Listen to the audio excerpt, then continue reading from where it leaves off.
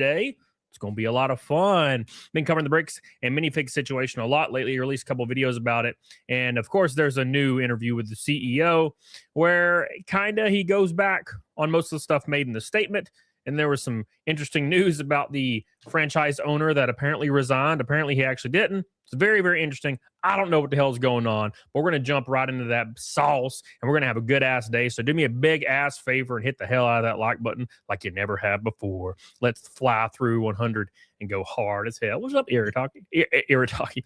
Darth, you know what I mean. Irikas, love you, buddy. Appreciate you. Mist. How you doing? Hear about R.E. Veronica? Yes. Tony of Chicago, Sean, all the peeps are here hanging out. Appreciate you guys so much for hanging out with us. And today we have PDH. And I want to put this out there. I was on her computer for like an hour and a half trying to get her camera working. And I can't really figure it out. So we're using a different camera today, which looks pretty good. So here it is. Hello. There you go. Hi. It all worked out. It actually looks pretty good. Right? It almost looks like no different. Yeah, it looks good. Yeah. Looks good. So big shout out to everybody. Appreciate you guys for hanging out with us tonight.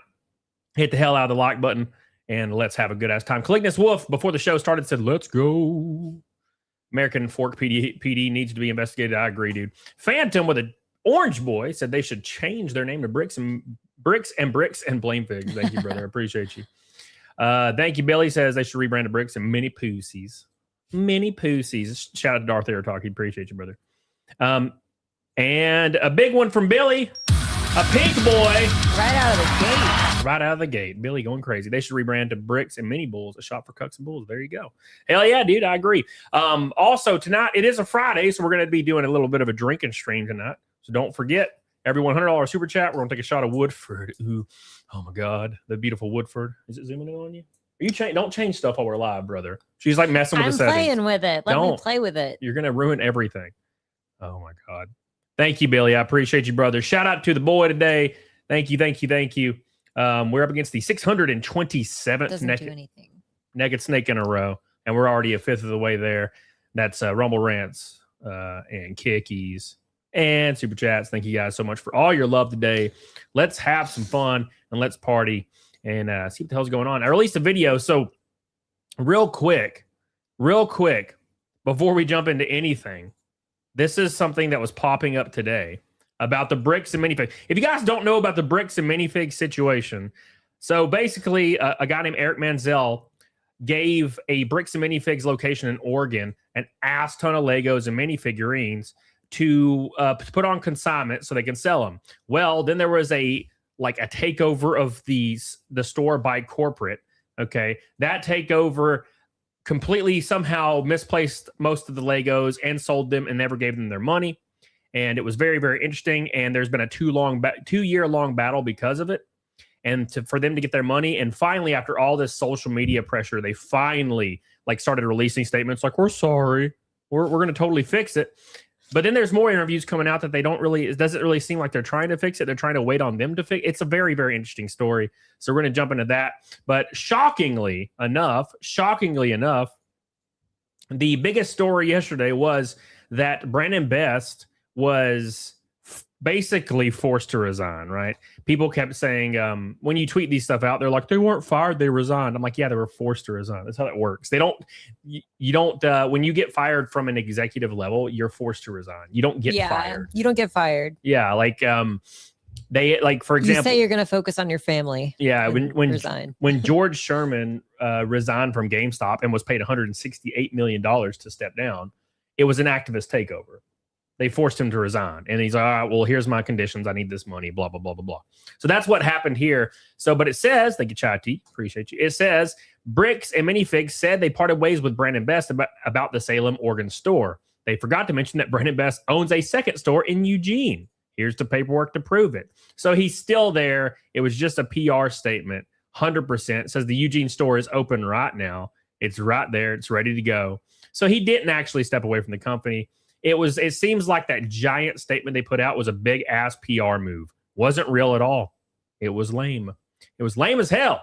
It wasn't real. So we're gonna pull up the interview from the CEO, and then we'll see what they're saying. Because I gotta be honest, his mustache makes me annoyed. Because how dare you have this mustache when you Let me see it. I'm pulling it up right now. How dare you have this mustache when you you don't want to have an evil villain mustache when you're being an evil villain. Look at it. See it? That is the most narcissistic mustache I've ever seen. Yeah, look at it. It's he's like he's an unironic evil villain, Our coverage. So at any rate, that is, he just needs some like round glasses or something. Yeah, exactly. Well, no, then he'd be the Pringle man. The Pringle guy. I always got him confused with the dude from Monopoly. Pennybags. That was his name? Uncle Pennybags? Oh, I don't even know. I didn't even know he had a character. Pretty sure his name was, his Uncle Pennybags. Pretty sure that's his name. Okay. I want to play Monopoly. No one wants to play Monopoly. What's up, Renee Galarza? How you doing? Thank you, baby, for the one kick. Appreciate you guys. Don't forget, every $100 super chat, we're going to take a shot of Woodford whiskey. Don't forget, it is a drinking stream, so we're going to have some fun and watch some videos and party. I'm also going to be drinking cider, so every shot is going to be a nightmare. Oh, my gosh. That cider, I drank one of those the other night, and it was a nightmare. It's dry. Yeah. I feel like if you like dry wine, you would probably like it. All right. Yeah. It's just bitter. No, thank you. No, thank you. Only Doc Holliday can pull off that mustache. Yeah, that's for damn sure. All right, let's get this interview started. And they're going to kind of talk about everything going on. Well, if you've been staying with our coverage so far, you know that we reached out to Ammon McNeff, the CEO of Bricks and Minifigs, to weigh in on the whole situation and a new statement released by the company. Ammon, thank you so much for joining me. Yep, you bet. All right, so first, let's get to the pending litigation. I probably wouldn't even be doing these interviews, but it's fine. Against the original kind of owner of this collection, Brian. So keep in mind that they made a statement yesterday that they want to come to the table and fix everything, and everything is going to be totally fine. Totally fine. But also, they were currently in litigation to sue him. So why would they want him to come to the table and them try to fix it when they're currently suing him? Also, in the statement, they said they would consider dropping the lawsuit. I'm like, oh, okay, hold on. You have a lawsuit that he harassed you, defamed you, threatened to kill somebody apparently as well. All these things, emotional distress, and they're suing this guy for $300,000. And also, but they also want him to come to the table. They can fix it. It's very interesting. That is weird. Yeah. Like, usually like those are the things where it's beyond fixing, right? Yeah. It don't make a lick of sense. It don't make a damn lick of sense, I tell you. It's very interesting stuff. You don't get a restraining order from somebody and then go knock on their door and tell them to apologize and you want to work through it. Yeah, I guarantee there's a bunch of women that have done that though. Well, I'm saying when the restraining order is for realsies. Yeah, I mean, I've seen stories where women actually did have restraining orders against men, and then they just got back together with them. It's like, okay, interesting. Yeah, Bloodbath exactly says come to the table and sign an NDA. That's what it's all about. Okay, keep in mind they offered him $2,000 for his collection to try to fix it. This collection that's rumored to be worth $90,000 to $200,000, and they're like, oh well, we'll come to the table. We can come to the table, brother. It's totally fine. Don't worry about it. Mansell. Is Brian named in a lawsuit that was brought forth by Bricks and Minifigs? Can you turn mine up? I don't know. I've never known how to turn yours up, to be honest. It never works when I try. Yeah, yes, he's saying it's that good. And I'm like, it's named as a party to I have it loud as hell on mine. The lawsuit that is going after the individuals who published, like the false statements regarding the situation that's gone on in Salem, Oregon, and we're trying to work through that. Can you use not corporate language? Jesus.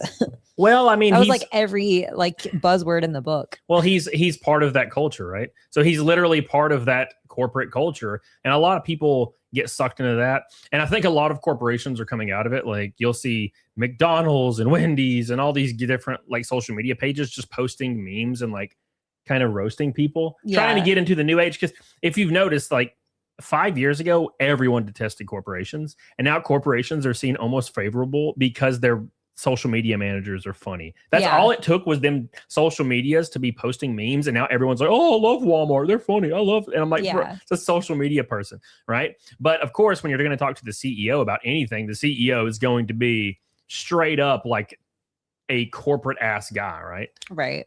Individual, is that the YouTuber who made the videos? Yes. Okay, so a comment I see reoccurring a lot is that this suit must be expensive, must take a whole effort from a large company. Why go this route instead of, as people say, try to just settle Brian's collection and move on and make everyone forget it? Because they don't have an operating profit at all. So in the video I posted last night, their operating profit the last 3 years was negative like 50 to 100 grand. So they don't have the money. I mean, they probably obviously could move the money and make it happen, but it's way more dire than if like GameStop screwed you in this way and there was a bunch of publicity. GameStop would just pay your ass. They'd be like, fuck this, we're gonna, because they have the on-hand cash. This company right here posts an operating loss every single year. So it's a little bit more detrimental for them to just sign a $200,000 check. Also, they don't want to admit that they were wrong. In this clip, you're going to see that they still blame it on the franchise owner that's not even involved anymore. Like they haven't been involved in like 2 years, I think. They moved to Europe. And it's like, oh, it was that guy's fault. Well, it's Bricks and Minifigs. And that's whose fault everybody sees it is now, because you're not making any effort to fix it. Right. You just want them to come to you. It's what he keeps saying. We've invited him to like fix it. And I'm like, no, like you send me a $200,000 check. That's what needs to happen. Yeah. Was that ever an option? Oh, we've been working to try and work with Mr. Mansell for a good little while. We've asked for documentation as far back as a year ago, but we continue to reach out to try and get towards a resolution with the Mansell family on this matter. And have you and Mr. Mansell ever talked directly one-on-one? Not as of yet. I have sent direct messages to the Mansell family and to Mr. Mansell specifically, seeking to have a sit-down meeting, meet at the table, and go over all the documentation that we have, and to be able to talk through. And from our side of things, if there have been any missteps through the transition of the store, we want to make things right. We want to do what's right by the customer. But all we asked for was documentation, and every time we asked for that up to this point, we seem to kind of then lose the connection. What kind of documentation are they looking for? Are they looking for an itemized list of all these Legos and all these miniatures? Because, like, to be fair, now I don't know if this is the case, but most people aren't going to have an itemized list from 2 years ago of something they put on consignment. Maybe they would, maybe they wouldn't, but it's past the point of like, oh, I've sent him some DMs. Like, you should be calling this dude and being like, what is it going to take to fix this? We obviously wronged you, even though he says in this interview, he's like, we need to make sure we wronged him. I'm like, brother, it's already very apparent. So, like, you just need to reach out and be like, hey, let me fix this. That's it. Yeah. And when it's escalated this far, like, let's assume, devil's advocate, let's assume that he's just trying to do the right thing and say, well, we don't have proof that those Lego sets were yours or that they existed, or like whatever it is. At this point, with how explosive it is, just give him the money. Yeah. Just give him the money. Like, cut your losses. Yeah. It's your reputation at this point. Like, they've already screwed the pooch on that. It'll take forever to come back from this, even after the case. I mean, people are going to drive by Bricks and Minifigs in whatever state that Bricks and Minifigs exist in, and they're going to be like, fuck that place. Yeah. It doesn't matter how they fix it now. They're already past that point, but the only way they're going to last long term, like, I mean, people hated GameStop 5-6 years ago. Now GameStop's like, everybody loves GameStop. Well, with the exception of people that used to work there or currently work there, everybody else loves GameStop because their social media manager is funny. And also because, they've embraced the meme culture, which is all it takes to make people on the internet come back to your side. It's just post funny memes. And they're like, hell yeah, brother Banks. Yeah. And it seems like they were able to laugh at themselves a little bit. Exactly. Yeah. Well, they did a hostile takeover and fired everybody in the executive team, including, well, they forced them to resign, of course. So same thing here, but it's going to take a long time. But my happy ass would be straight going into I would be calling, being like, look, we have obviously wronged you. What's it going to take to fix it? And if they're like $200,000, I'd be like, hell yeah. Here's a certified check. Let's do this. Let's make a public statement. And to be fair, I probably would have done this a long time ago when stuff started blowing up a little bit. Not waited till now. Also, it could be the case that this guy just likes to be in the public light because he's doing freaking interviews everywhere and shit. I wouldn't be doing an interview. I'd be reaching out to the guy, reaching out to the family, reaching out to the YouTuber. How can we fix this? Hey, we fucked up. How can we fix this? He doesn't seem very comfortable right now. I mean, he's been doing interviews every week. Yeah. And just repeating the same stuff. Like, yeah. We're waiting. It's so weird. Like so he's a CEO. Imagine what his hourly wage is. And imagine like all the money being pulled into this lawsuit, like there has to be an ulterior motive, because the easiest thing would be to settle, right? Yeah. Yeah. It's interesting. Buddy Indigo says, is it true that Chris and Ben, the whole owners, had to leave the country due to potential domestic terrorism? Yeah. So I think the reason Ben left the country is because the police were obviously corrupt and he just got the hell out of there. Right. And as far as that's all I know really about that. But he got arrested and there was body cam footage leaked of that arrest recently. They stormed the house they were in.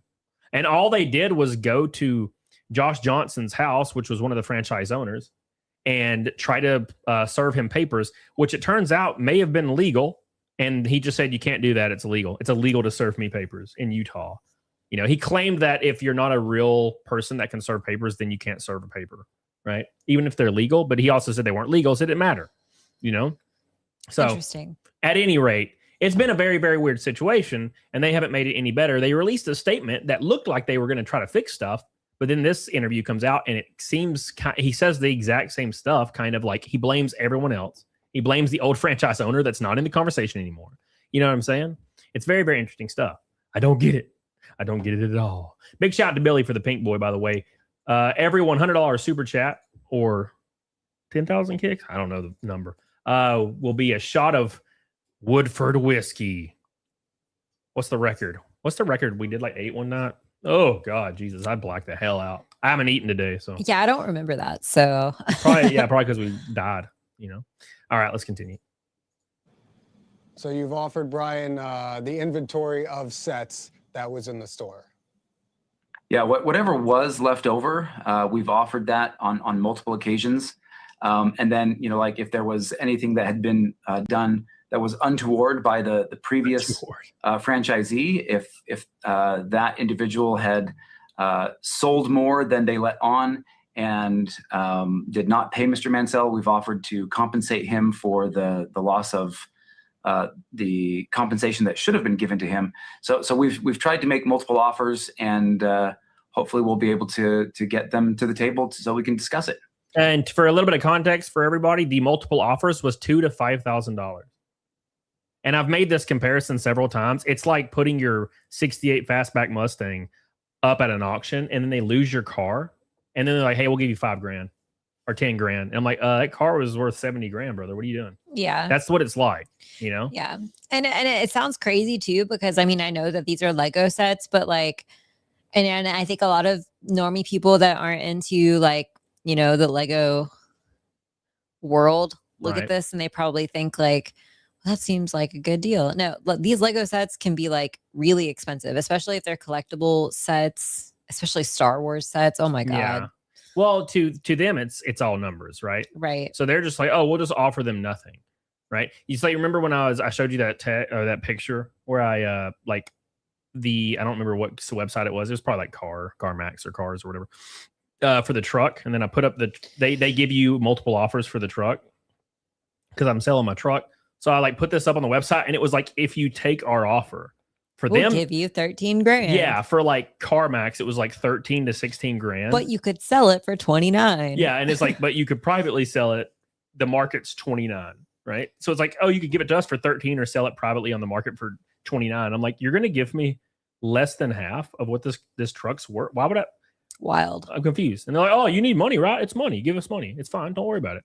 You know what I'm saying? Yeah. It's crazy, man. I think it's just like there's probably a lot of people like desperately in need of getting out from car loans, and they're just like, yeah. Now, as far as offering Brian the inventory, have you gone through the store, figured out what was part of his collection, taken inventory and shown him that inventory to offer that?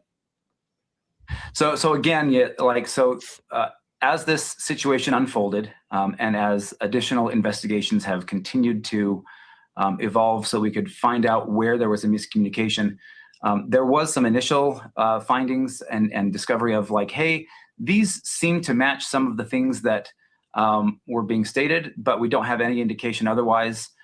We were able to determine some other indicators later. And so all of those were set aside to say, hey, these may match. So let's set them aside in case, like he can, like we can work together. those then were offered to him, and the initial offer was rejected. The initial offer was $2,000 to $5,000, by the way.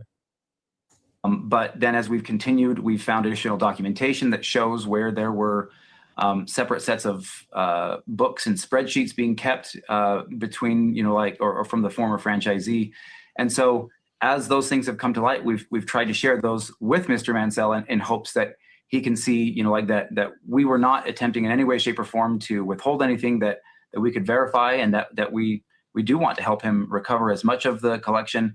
Now, the initial number was, promotional, but the actual factual information shows that the value of the more realistic value of the collection was closer to about $100,000, which is what the documentation that we've been able to determine that both parties to that consignment agreement kind of had an understanding between each other that was the actual real value. So he's owning up to the fact that when they first gave him that offer, they had no idea what his collection entailed, apparently, which this is probably just them saving face, trying to say that the previous owner kept different books and they couldn't track it down. Well, why give any offer at all before figuring that shit out? What he's saying is the original consignment deal.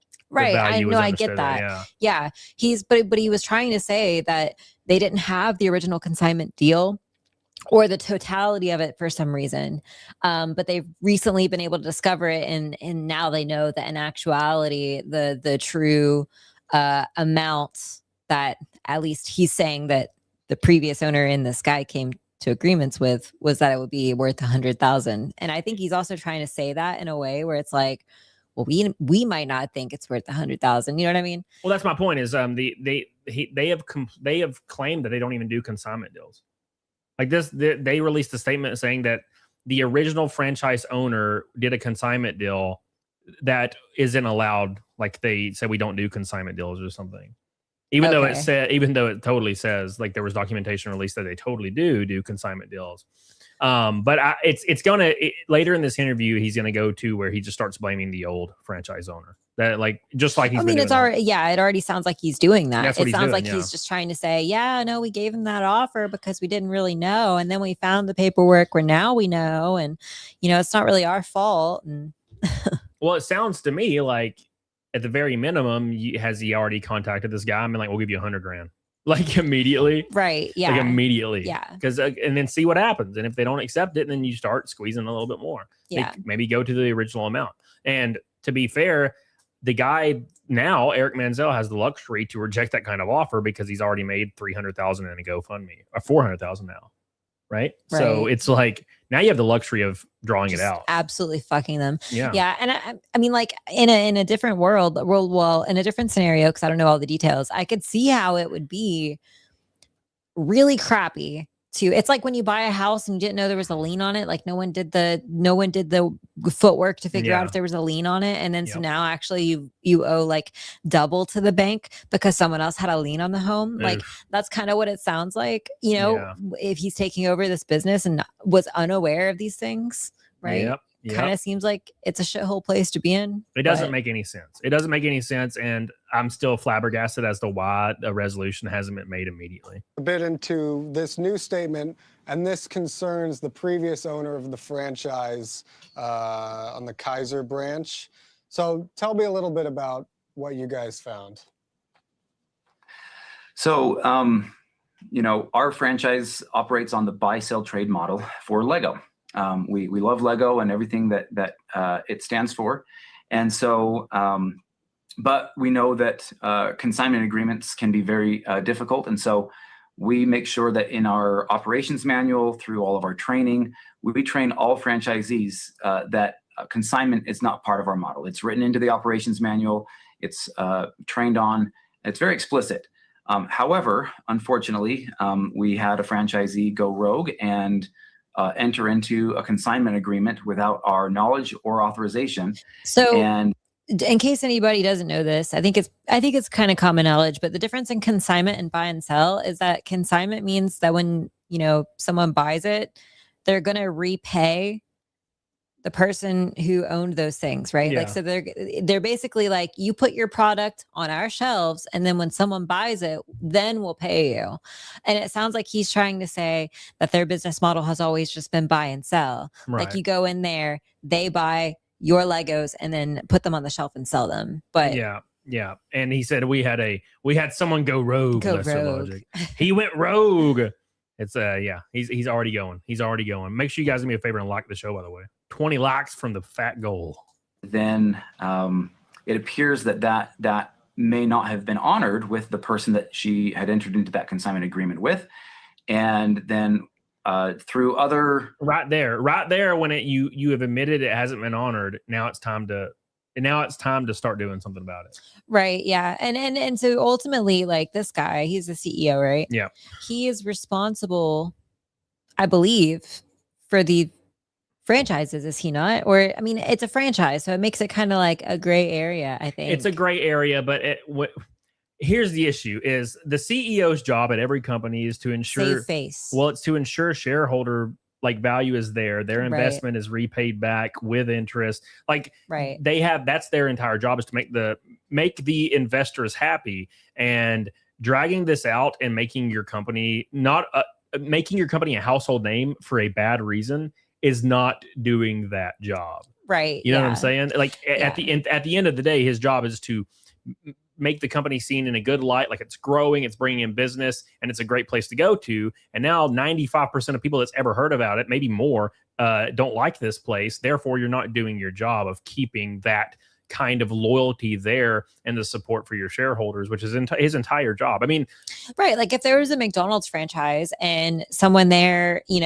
put a razor blade in a burger, McDonald's isn't going to be like, well, it's a franchise, like, we don't own that McDonald's. They're going to be like, this is not what McDonald's stands for. Here's $1 million. Yeah, exactly. Like, that lady that burnt herself with a coffee, they didn't be like, too bad, so sad, brother. Well, that coffee was way hotter than any coffee should ever be. But well, you know what I'm saying. Yeah. You know what I'm saying. I know what you're saying. God damn it. Sly Rice says, so did he just say they have paperwork saying they know the values are worth $100K, while earlier saying they don't have any paperwork? Well, he's like, we want them to come to the table. That's like the whole thing behind this. He wants, that's stupid. So, like, he's saying that they found different books and were able to piece together some of this stuff, I guess. And they know it was worth $100K, but I think what they're wanting is like his proof of purchase documents, I would guess. Like, where he bought the Lego sets prior, or he had, a copy of that resale agreement or something. And I think that's really unfair to put the burden of maintaining those documents on the customer. Yep, 100%. I completely agree with that shit.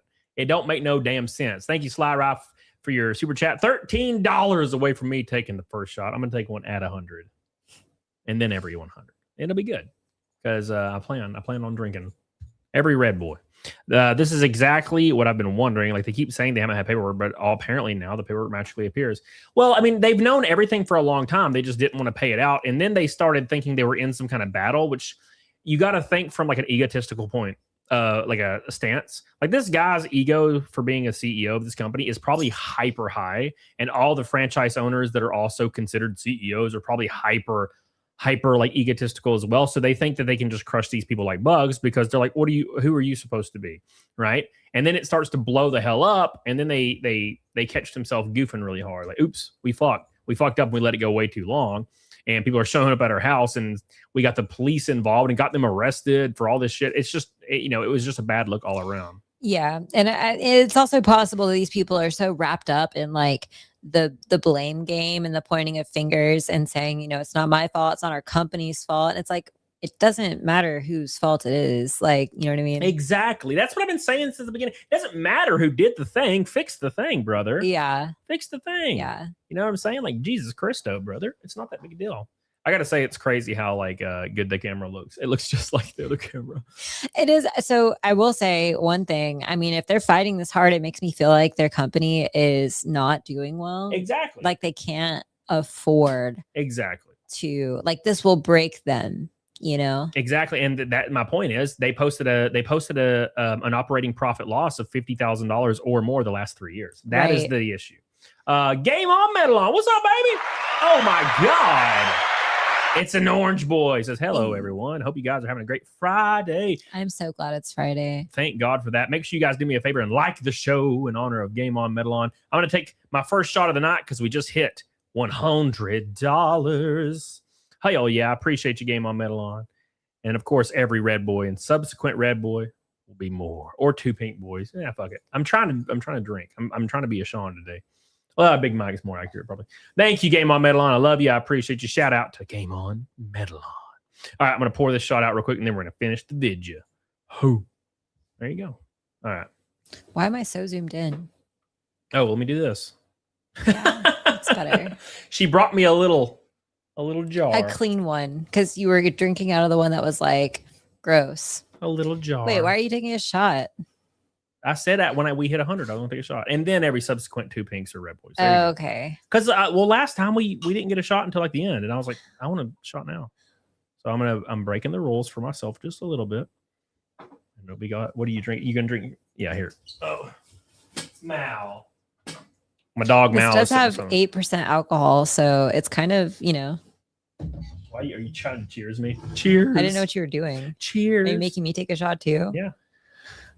That's how this works. Blasco, what's up, brother? I'm surprised Lego hasn't spoken up. Yeah, James. Or sorry, Joe Darkness. Because it's a cheat shot. Okay. Cheating. No one tipped 100. Oh, okay. We didn't get a red boy. Oh.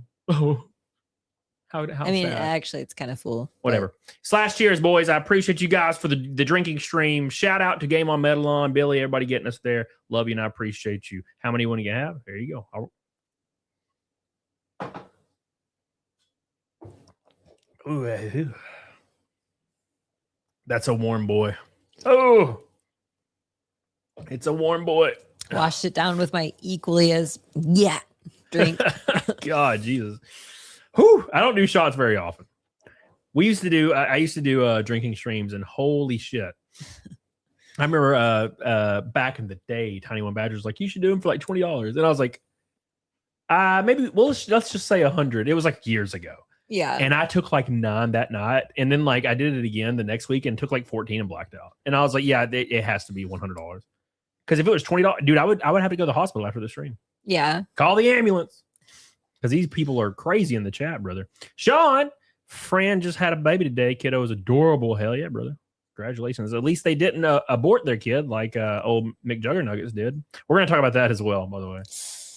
Ooh, that's rough, brother. That is absolutely rough. Thank you guys so much. I appreciate you. We have hit number 1. I can't even imagine taking 10 shots. I haven't taken 10 shots in like 5 years. Probably, I don't know. It's been a long time since I took 10 shots. That would be the end of the world. Circumstances, we ended up retaking over that store. And in the shuffle, there appears to have been just some confusion as to how, why, and where, like some of this came about. And as we tried to figure that out, we started uncovering more documents, more information. And what we found was that there were 3 separate sets of records that were being kept that shows that Mr. Mansell was significantly underpaid by that former friend. No shit. Yes. 100% was underpaid, brother. I see Art the Clown. Hey, brother, we're drinking some whiskey. Not you. We're drinking whiskey tonight. Every 2 pink boys or a red boy, we're taking a shot. Oh my gosh, it's my boy. Karis, I want to apologize to you. I would have totally rated you the other night. I rated somebody and I got off and then I saw you streaming. And I was like, oh shit. That's why I said hey to you in the chat. I was like, I feel like a dumbass. I apologize. Lego already crushed a Bionicle game after 5+ years of development. They're playing it smart to say nothing about this. Oh, bro, I remember when Bionicle came out. That shit was awesome. They had a little disc and you pull your arm back and throw. Oh, it was awesome. That's a long time ago. Thank you, Karis. I appreciate you, brother. He's coming in strong with a gold, boy. We love you, buddy. Miss you. We miss you. And I'm thinking about you every day and night, brother. Every day and night. All right. Thank you, buddy. Shout out to Karis. Shout out to Game On, Medal On. Everybody, I appreciate you guys. Here we go. Franchisee. And so we've been trying to make sure that we can properly do like a forensic accounting and make sure everything is being looked at properly so that we can work together to get that family resolution. And we, for our part, will reach out to those parties as well. You mentioned a couple terms I want to get into, that the franchisee agreement was not honored. Does that mean you're saying Mr. Mansell was underpaid by the franchisee? From what we can tell, yes. Well, there you go. Send him a check, brother. Yeah. Send him the check. What Yeah. are you doing with It your seems like mustache? case closed, right? Mustache, brother. Shave the mustache. Send him a check. Yep. That was that in that order. Maybe not. We don't know what's under that mustache, though. You know? Yeah, I don't know, man. You never know. I had a mustache like that once. It was cool. His is very groomed. What? Don't make me pull up a picture. I'll pull up a freaking picture of me with my. Sent says, I don't think it's playing it smart. Bam is an authorized reseller. This is making Lego book bad. Well, so here's how I see it, Sent. You're right to a degree, but I have never once thought about Lego in this whole thing other than the fact that it's Legos. I've never thought about Lego as a parent company. Right. Like, why would they care after, it's off their commercial shelves? Here's what I would do. So certified reseller for toys. Yeah. So here's the thing. Lego could come out and be like, we'd announce this, and they would just get bonus points. But I don't think it hurts them by not doing that. Right. You know what I'm saying? Like, they could come out and totally shit on the guy. We don't like his mustache. Yeah, that'd be funny. That would be hilarious. Hey, M. Dibble! Hey. We might get a few more shots tonight. He gonna kill your ass with some chickens. No, he likes rabbits. He doesn't like chickens. He wants the meat rabbits. Meat The rabbits meat are rabbits, the right. superior form of You wring them out. Their juices. superior form of like meat source. Jess animals. says, or M. Dimmel says, Jess, aka Sexy Mummy. How the heck are you? Okay, I didn't see. Oh, thank you. I appreciate that. Thank you, M. Dimmel. I appreciate you, brother, for your gold boy. Shout out to my boy. By the way, oh wait, no, it's not a rainbow night. I was about to say it's a rainbow night. I'm a dumbass. Thank you guys. Appreciate it. If it was rainbow night, we'd be taking another shot. The goal is to die tonight. Here we go. The documentation that we've been able to pull out from a couple of different sources indicates that more sets were sold than were reported to him, and from that unauthorized consignment agreement, but that the overall payments to him did not match what had been sold through the store under the previous franchisee. Okay. Well, now what? Yeah. Now what? Like, think about it this way. Think about you went to McDonald's and you wanted to do a catering event for some reason from McDonald's. I can't imagine why anybody would do that, but imagine you did a catering event for like a football team or something, and there was hundreds of burgers, hundreds of fries, thousands of dollars. Let's just say it was thousands of dollars, right? Right. Okay. And they showed up with like 4 burgers and 4 fries, and you're like, what the fuck? And then they just waited 2 years to even acknowledge it. Like, what the hell are you talking? But they know. They know. But McDonald's wouldn't do that. You call them and be like, you fuck me. And they'd be like, we're sorry for fucking you. Here's more. Yeah. And also, here's your money back. Like those chili cheese fries. Those were great. They gave us another chili cheese fries. For no reason. And we didn't eat them. Because I moved the bowl and it looked like it was not there. You look like you hit it. You did the playing rummy with Colton trick. Oh my God. He got so mad. I was like hiding my sets that I had played behind my coffee mug strategically because I knew he had a card I wanted him to lay down. Oh, glorious. Glorious. It was such a good time. All right. See, that's the strategy, man. That's a nice marmot. He had a marmot, man. Marmot. I like how it's just a ferret the whole time. He's like, it's a marmot. Got a marmot. Should tack on exactly, Lex. Yeah, fuck it. 300 grand. 300 grand now. We could get a ferret. No. We could go get a ferret right now. No. Absolutely not. What's up, Spec? How you doing? Welcome back, brother. How you doing, man? Spec was in here yesterday yelling at me. What do you think Sushi would do with a ferret? I don't know. He might kill that son of a bitch. I don't know. You get a big ferret. You get a really fat one. All right, here we go. Hinted at the circumstances by which the franchise was taken over. Now, this, I'm sure, is the thing you've been asked a million times. Do you want to get into it all, that security camera footage? And you said in the new statement, I believe it is that Bricks and Minifigs did not know about this consignment agreement at any point before that security camera footage was taken. Is that true? What does that mean? Correct. Yes. My ferret looks like roadkill. I'm just kidding. Oh, it does. Yeah. Looks like a grenade went off. Yeah. I'm joking. Okay, so what does this change in terms of the case? If I'm a regular Bricks and Minifigs enjoyer, and I'm looking at all of these videos, all of this coverage, what would you want me to think now that I know that Bricks and Minifigs corporate didn't know about the franchisee agreement before the change of hands. Yeah. So I think the biggest thing is knowing that obviously this took place in 2023.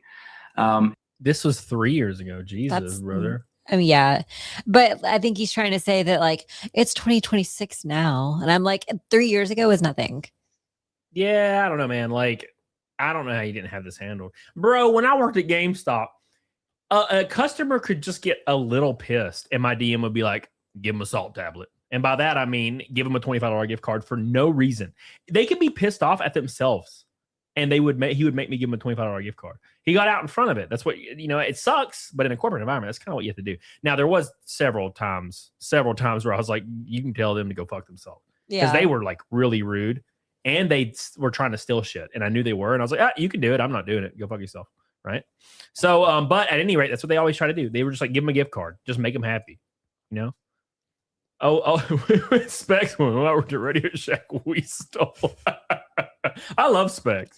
We stole. Specs doesn't like me, but I like Specs a lot. He's funny. We were stealers. Take a salt tablet. We were stealers. Every $100 super chat and or kicks or rumble rant is a shot of whiskey, by the way, or 2 pinks in the stinks. Appreciate you guys. We're 1 shot in though. I'm already feeling it too because all I've had today is a cheese on a low carb tortilla. That is not all you've had. I had a protein bar when I got up. You know, he's even admitting it here. The CEO, Eamon McNeff.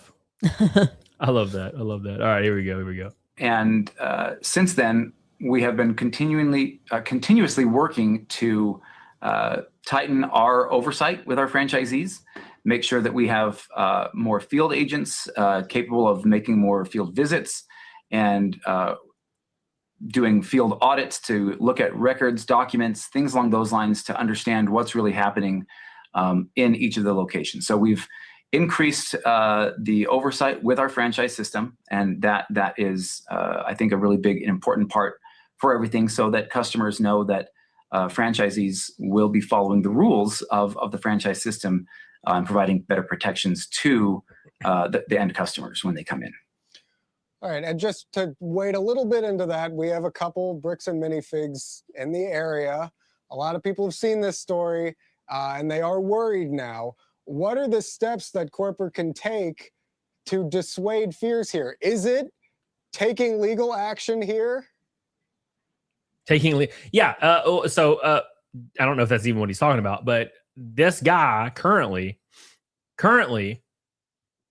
is taking legal action against the people breaking the story. So there's this very obvious like this contrast, right? There's the dude behind the scenes. The CEO was on the phone in the body cam footage claiming that the Mansell guy, who he wants to come to the table and help, that he knows he wronged in this interview, that knows he didn't pay him the right amount of money, that knows everything they fucked up in every way, shape, or form. This same guy was on the phone on the body cam footage claiming that the Mansell and Ben threatened to kill store associates, had been harassing and stalking them literally a couple days ago.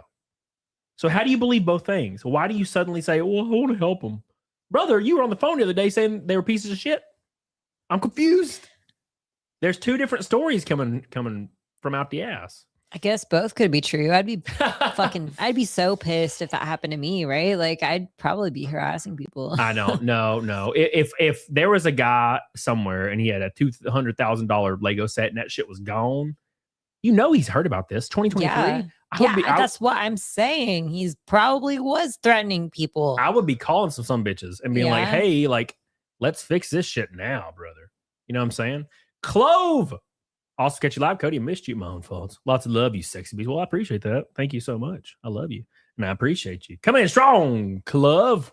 Thank you. Appreciate you. That puts us 70 in super chats from another shot. Oh my God. All right. Thank you. Appreciate you. Wait, where's the math? There's the math. Or kicks or rumbles. Just rumbles. You know? All right. Thank you. No Important says, so he hasn't done any oversight and let every store operate independently. I know their taxes are all fucked up. The IRS is going to take them to Pound Town. That's for damn sure. Now they did post a loss though, so they're probably not paying much, you know? So can just one person that interviews impress them? You know what? That's actually weird that no one's really doing that. You know? Oh, Specs is so good to me. He said he's going to throw me a lock. He's locking the stream. Thank you, brother. I appreciate you. Thank you for locking the show. Hit that like button like my boy Specs. Where'd he go? His career's done for sure. Maybe what the interviewer is asking is if legal action against the previous franchise owner is the right course of action. Is that what he's saying? Well, there's no legal action that's going to happen there because the franchise owner disappeared to Europe. They're gone. Yeah, they're not in the conversation anymore. So it's all on Amy McNeff. It's all on Josh Johnson, and all on the Brad guy, Brandon Best, who still owns a Bricks and Minifig store in Eugene, Oregon, right? But he apparently he resigned. Something's not adding up. Right? Leftist Tears Tumblr says he should resign. Well, the unfortunate truth is they're going to have to pay him millions of dollars to resign because it's a corporate company. You know, the board might come to that decision though, where they're like, "Hey, we'll pay you this amount in shares or something to resign." So there's no way this guy's going to come out not losing money. Right? Like, he's going to make money if he resigns. If they force him to resign, he'll make a lot of money doing it. So he's going to win. This guy's going to win in the end, no matter what. CEOs don't suffer. They will always win. You know, everybody claimed that the GameStop CEO, George Sherman, was a piece of shit. He ruined the company. He destroyed an entire decade of, memories, destroyed everything. And they were like, when he announced he was resigning, they were all so happy. But it was a board decision that voted for him to basically step down and resign. And they paid him $168 million. God, can you imagine? Imagine if the YouTube CEO was like, hey, can you do me a favor and resign and get rid of your channel? And I'm like, no. And he's like, I'll give you $20 million. I'll be like, fuck, whoop, delete. Where'd I sign, baby? Delete. You know what I'm saying? So it's golden parachute. Rec, hey, how you doing, Rec? Do you think this controversy gives the Mansell collection pedigree and is now worth more? Odd. I see none of these sets on sale on eBay. I don't know. I don't know about personally, right? Because this would have to blow up a lot more. Like, there would have to be like some kind of crazy scandal where like they had a mini war inside of a minifigs and it was on camera, right? Like with swords and shit, and it was like the biggest video of all time. Then maybe you could sell them for more. I don't know. It's hard to say. Thank you, Rec. I appreciate you, brother. I love you. I appreciate you. Thank you, Rec. Shout out to Rec for coming in strong for your gold boy. 60 from a shot of whiskey. 60 in super chats or kickies from a shot of whiskey. Thank you, brother. I appreciate you. The second shot's going to knock me on my ass. I'm excited. And then they'll all go down really easy after that. Shout out to all the boys. Thank you, guys. I think the most important thing is to ensure that we are protecting our franchisees and that the safety of our stores is our number one priority. The safety of our franchisees, the customers, their families, everything. That's our number one priority. And so ensuring that people are held accountable for making false statements and, like taking advantage of other people's circumstances in this matter. That's why we've taken the legal action that we have, is to hold people accountable. But at the same time, we're also willing to sit down and work through things and make sure that we can just take anything that is something that we can work together on. I think that will help us resolve any issues that we have. And if we can make sure that people know that we're not going to sacrifice the safety of our franchise locations, then that will, I think, help now and in the future. So for context, the entire claim here has been that the Bricks and Minifig stores are getting like harassed and their families are getting harassed and all this stuff.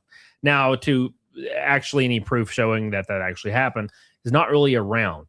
Okay. But at any rate, that's kind of the going rate to kind of absolve Minifigs, Bricks and Minifigs of any kind of like wrongdoing, is the fact that they're getting harassed, I guess. Right. So I don't know. It's very interesting. Anyways, let's continue. What are you asking Brian Mansell? Well, our number one priority in this entire situation is and has been to ensure that anybody, including Mr. Mansell and his family, they are treated fairly. And so, as their number one priority the last 3 years has not been met. That's pretty rough. Wild. The number one priority is to meet the expectations of the Manziels and other people in this situation. It's like, okay, well, you failed in the number one priority the last 3 years, right? If your number one priority it was work was to like balance your registers and you hadn't did it in 3 years, you're probably gonna be fired. Yeah, that's probably not actually a priority for you. Yeah, Sir Gene, don't know, man. CEO looks like he's on heroin. I don't know. It's pretty bad lighting. I agree with that. Thank you, Mr. Sir Gene. I appreciate you, brother. Appreciate you, brother. As we've gone through the documents and as we've looked at everything, our number one priority right now is to ensure that he gets made whole. Interesting. Interesting. This happened in 2023, and your number one priority is to make the guy whole, and he's still not whole. Yeah. What is happening? What exactly is happening here? How is your number one priority failing so hard? You know what I'm saying? I still don't understand why in 3 years, if you knew this is a problem, why is it not incorrect? Yeah. Yeah. And I think it's because it's like an egotistical thing. Yeah. It's definitely like one of those things where you have to look past like what he is saying, because what he's saying naturally sounds kind of reasonable, and look at what they're doing. What are the facts? Because what he's saying does not align at all. Yeah, no, I completely agree. What's up, Big Mike? How you doing? I missed you at the gym today when I was doing triceps. But Jesse did triceps too, so it was all good. And I got to listen to Lamb of God in my earbuds. Thank you. Appreciate you. Big shout out to Sir Gene for your $2 super chat. I appreciate you, brother. Don't forget. I also want to give a shout out to Sean Hardnose and Renee Galarza on Kick. They are all tied for first with a gifted sub on my Kick side. Thank you, everybody on Kick. I love you. I appreciate you. Sir Gene again. About you. He's coming. He's coming. Maybe the cops should search his car. Well, the Josh Johnson guy claimed that the kid had heroin. The YouTuber that was covering this story that confronted him to serve him papers claimed How would he know? Claimed he had heroin in his car. They claimed a lot of shit. They claimed that he was trying to kill franchise owners and threatening them and harassing them and stalking them and vandalizing the stores, and also he had heroin. None of which was true. Very Siri. Very Siri. All right. He literally has the curly. That's what I'm saying, Alucard. He got the curly villain mustache, brother. All right, here we go. You know, with the underreporting that took place and the documents that we now have that shows what actually went on, we know that we have a responsibility to work with him to make sure he does get made whole. And so we're working towards that, and we're hoping that he'll be able to come to the table. We're excited to be able to make that happen. And so we want to make sure that everybody knows that we're working diligently to get him to the table so that we can get that taken care of. Now you say make whole. Will that include saying, hey, 780 sets, 1,200 minifigs, we're going to tell you what we have where, we're going to tell you what we think was sold. Does that come with making him whole? Yes. Yep. Being able to show all the documents, and if he was, again, as we believe through the documentation, not paid the way that he should have been, then we would cover the difference. All right, Mr. M. No, I doubt it. Because he even admitted in this. I don't know why he's doing this interview, but he admitted in the interview that the understanding of the value of the Legos and minifigs were could have been $100,000, but also hasn't made them whole. And that's implying that he's already approached Brian Manziel. Eric Manziel's his father, which I've been saying for over and over for some reason. But Brian Manziel, he's implying that he already reached out to Brian Manziel for a $100,000 offer. Could we assume that's the case? And Brian Manziel refused it? I just don't see that being true. Yeah, like I don't know. I don't know. What's up, Candle After? How you doing, brother? See, I almost asked don't trust me. Yeah, Specs. So there was this conspiracy that he's a Mormon. Brian Johnson's a Mormon. They're all Mormons, and then the police were Mormons, and they also had a direct line to the police, which you can see in the body cam footage. He calls the police officer like on his direct phone, okay. and then the YouTuber and his team get arrested. Right? They go into their Airbnb and bust that door down, brother. They bust that door down. Man Blossom says he must still GoFundMe funds to save him from Ben. I haven't even talked about this yet. So the CEO, this guy sitting here with a twirly scary mustache, he sent a takedown order to the YouTuber Reckless Ben's Patreon, demanding Patreon take down his his page so he doesn't get any more financial support. Where is all the questions about this shit? Why is this guy not being like, hey man, like what happened with this Patreon takedown? Why did you want to take down this Patreon? Why did you want to take down this? You know, why would you want to go after a GoFundMe or something of that nature? Why do your actions not match any of the things that you're saying? Yeah. Exactly. It's interesting. It's very, very interesting stuff. I'm like, well, I don't know, man. I don't know. So apparently CoffeeZilla has a video that we're going to pull up here. Stuff it, Eamon. Stuff it, Eamon. Yeah, make sure you guys do me a favor and like the show. Hit that like button on the YouTube side. On the Kick side, throw me a bee emoji. I'm going to do it myself, actually. Bees. I love the fucking bees, bro. But there's a bee. Look, you see the bee jiggling? Throw me some bees. Like the show. And don't forget, every $100 is a shot of whiskey. We've already hit number 1. Oh, I'm feeling it, Mr. Krabs. I'm feeling it. All right, let's move on. Don't forget. I didn't know Coffee already did a video. Somebody in the chat said he did, so I want to pull it up just in case. I did hear CoffeeZilla talking about this on Twitter. I seen it. Okay. No, that's 3 weeks ago. Voidzilla. Here we go. Hello, the Bricks and Minifigs investigation. Oh, that hurt me. It hurt me. All right, here we go. It was so loud. All right, here we go. All right, we got to pull it up. I synced it.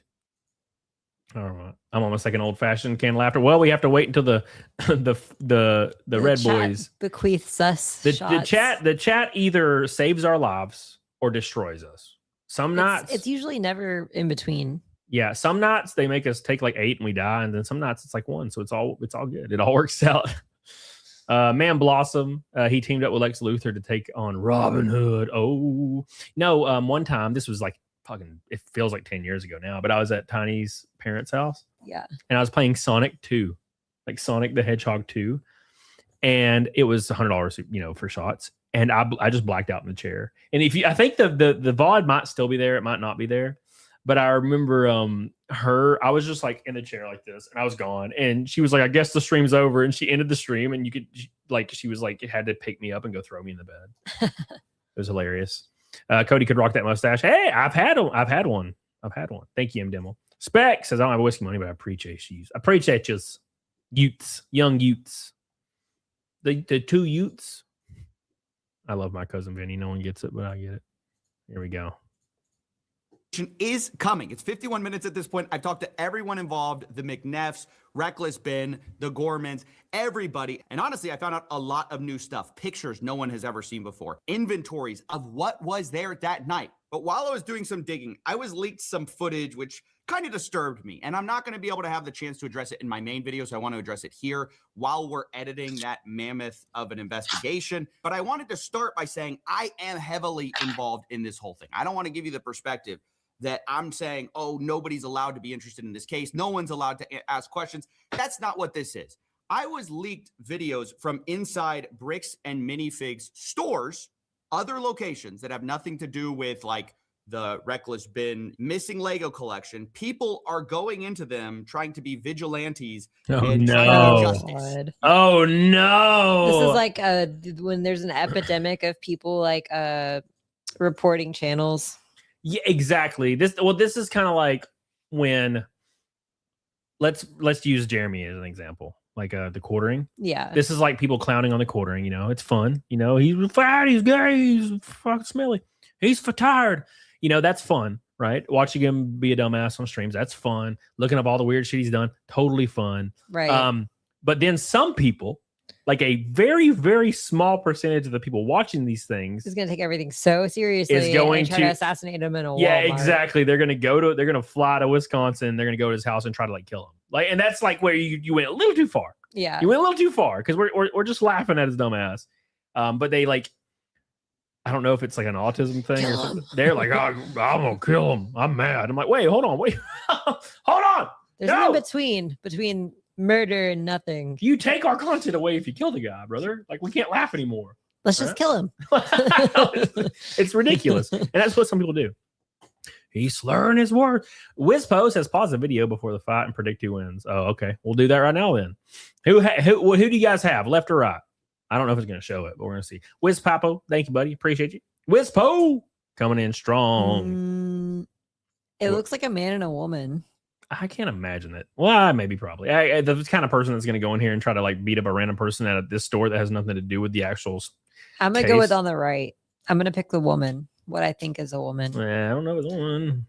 I don't know. because I feel like the man's gonna be hesitant. Well, let's see what happens. What's up, ones? You know, by going up and harassing That's a dude. Yeah. store employees. And in one case, I'll show you, they actually get in a physical fight with not someone from the store, not someone involved, but just a random guy. Oh my God. Who's trying to ask them to leave. It just devolves into a huge fight. And so I just wanted to talk about this. Please don't go into your local Lego store and get in a fight over this. Imagine going to a Lego store that's not even bricks and minifigs and be like, justice for the Mancells. And the like 16-year-old kid behind the counter is like, what? And then What'd you you just say? jump over the counter and start giving them beans. Oh my God. Imagine being that dumb. People do that. People Yeah. fucking do that shit. Like They probably were thinking there was only one minifigs place. yeah, it's all the same. It's all the same. You know what I'm saying? It's similar to like back when I was covering GameStop. Like, don't go into a store and harass the employees. They're like, they hate their job just as much as you hate them. Yeah, they're Like, come on, they're brother. equally getting fucked right now. Yeah, it sucks. It's terrible. It's a double hit whammy Yeah. for them. It's the people that are responsible or are Eamon McNeff, Josh Johnson, Brad, whatever the hell is Brandon Best, right? These are the people who's responsible for this, not your random ass employee that's 16 years old working behind the counter. But people they can't separate those things, right? Right. It's not worth it. Okay. Again, I am as interested in this case as anyone else. I barely slept the last few nights talking to all these people. But the kind of behavior we're about to see, I mean, guys, you're not reckless Ben, right? Let's just admit it. A lot of these people, you can just see they're trying to channel that energy, but you're not that guy. You're at the wrong store. Okay, let's start there. You're talking to the wrong people. You're physically fighting with the wrong people. These people are having a UFC match on the floor of a Lego store over another guy's Lego collection that has nothing to do with any of what you're about to see. So This just reminds me of scalpers. Like scalpers fist fighting over some Pokemon cards. These people are crazy as fuck, brother. Like they are insane. They're just looking for something to make them feel alive. Do you remember that video where the dude was like, there's guys standing outside the kiosk for the Pokemon Yeah, I cards? remember that. And the dude just grabs the dude and starts choking his ass He like cuts in line and over goes up there Pokemon and buys cards. them. I just got to put this out there. And look, I'm not shitting on anybody in the chat that likes Pokemon. That's cool as hell. But it's not that serious. But open a pack and look at some of these cards. Some of them are little cute little chibi like bunnies and shit called Bunny Foo. And like his attack's named Fluff. And he fluffs you. Let's be honest, it's for children. It's for children. And you're fist fighting each other as 40-year-old balding skullet guys over some Pokemon cards. I'd fist fight you if we went to Walmart and you got the toy and your Happy Meal that I wanted. Maybe if I was a kid. I'd fist fight you anyway. I was at McDonald's recently and there was a sign that said we don't have any more boy toys. And I was like, no. You mean Rodriguez does not work here anymore? No. He was always shirtless behind the counter. You know what I'm saying, ones? He was always shirtless waiting for me to hang out with my boy. Oh, yeah. Anyways, we're 39 from another shot. Look at that. 39 from another shot. Ooh. We're going to get to the end of the stream and we're going to be sober. I just feel it. I feel it. Well, that's a win-win. It's a win something. It's a win something. Get us closer to that neck of snake goal for the 627th stream in a row. Hell yeah. Let's go. Anyways, I just wanted to go over a bit of this footage. There's two clips that I want to address. Here's the first video that I saw. I'm going to be blurring out some of this just for privacy reasons and also because there are children in some of these videos. And also because if you show any like fist connecting on YouTube, they'll give you a strike for violent content. It didn't used to be that way, brother. It didn't used to be that way, but now it is. If a fist lands on a YouTube video, they'll just strike you for violent content. And I'm like, brother, come on. It's weird. It was actually some lore that people don't know that are viewers. They would actually only strike you if they were black. It was the weirdest thing I'd ever seen. This was years ago. I remember getting like a warning because I was watching like fights on a stream and they gave me a timestamp for the warning and it was like 2 black guys. And I was like, wait a second. But the rest of the stream. It was fine. And then again, remember when we watched that video of the Disneyland brawl where it's like 30 black people and they're just like, woo, they're just killing each other. Yeah, that one got struck too. Well, it got a warning for violent content. I'm like, wait a second, YouTube. What are you trying to say? What are you trying to say, YouTube? You trying to say you totally are okay with white people fighting? Why are you not? It's weird. It was very weird. But now it's different. Now it's just everybody, which is equal. That's equality, brother. You know what I'm saying? I just want to make sure they don't get caught up in this. You cannot talk to children in here, bro. You cannot talk to children. Not in my store. Look it up. Not in my store. You cannot talk to children. Call security. We're calling security. Call. Sir, if you are harassing our customers, they steal from people. Look at Reckless Ben's video. You are harassing. Okay. Okay. This dude's going in here and being like, you guys steal from people. Look at the video. It's like, brother, you're in Texas. What are you doing here? Get out of here. God, what a goober. Okay, so a guy with sunglasses and a sleeveless shirt walks into a random Bricks and Minifigs, from what it looks like, and decides to tell one of the store employees, hey, go look at Reckless Ben's YouTube channel. Go, as if he probably hasn't seen it already, and as if he has anything to do with it. I mean, I don't know. What's this guy supposed to do? Oh, geez, I saw the video, and now I'm going to make everything right, and I'm going to give back the collection. How does this guy know? This guy doesn't know anything. What are you doing? This looks ridiculous. This is that weird special form of autism that exists. You know what I'm saying? Speaking of autism, make sure you like the show. Poke Race. How you doing? Remember Hobo Fights on YouTube? Yes, sir. It's who you work for, you guys. You're working for Trump, bro. What? You're working for Trump. Trump? What? Yeah, this is the Reddit. This is the Reddit crowd. Oh, this is the Reddit crowd, brother. God. What does this have to do with politics? Someone please tell me. Oh, what is happening? Everything is politics. Oh my God, look at PS2 Chopper. I knew he was going to say some shit when I said something about autism. Look at him. I heard you. I heard you. Listen, I'm not saying anything negative. I'm just saying sometimes. Trump owns the Legos now. This is called the what is it? Bricks and Mini Trumps. Bricks and Mini Trumps, brother. Oh my God.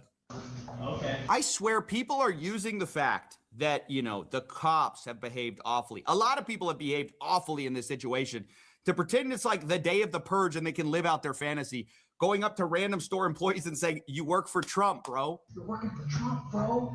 You're working for Trump. Like, no, they literally don't. They work for a Lego reseller. I mean, let's be honest about what this is. This is crazy. But you know what this reminds me of? This reminds me of the conversation we had the other day when I was like, back in like the year 1999 or 2000. You know what I'm saying? I saw like a meme about this. And like the year 1999, for some odd reason, there's a guy that wants to fuck toasters.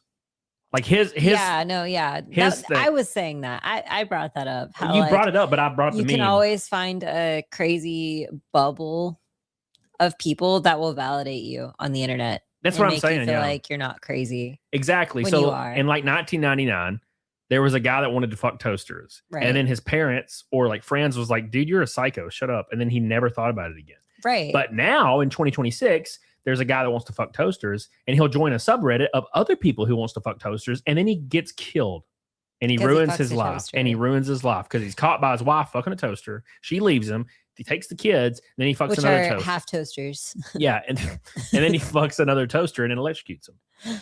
All because he didn't have people to be like, shut up. He found a place online for people to congregate. And out of the 10,000 people in that congregation, 2 or 3 of them are capable of stupid shit because of their either mental illness or their headspace. Yeah. You know what I'm saying? And that's the current online space right now. PS2 Chopper with 10 gifted memberships. Oh! Thank you, man. Thank you, PS2 Chopper. I appreciate you, brother. First 10 memberships of the night. Best 10 memberships of the night. Getting us started on the memberships. I appreciate you, brother. My boy coming in strong. Hell yeah. Don't forget, every $100 is a shot of whiskey. We're on number 1. We got at least an hour and a half left. So there's time for the other 9. Could you imagine? We just fall down the stairs and die immediately. We would die.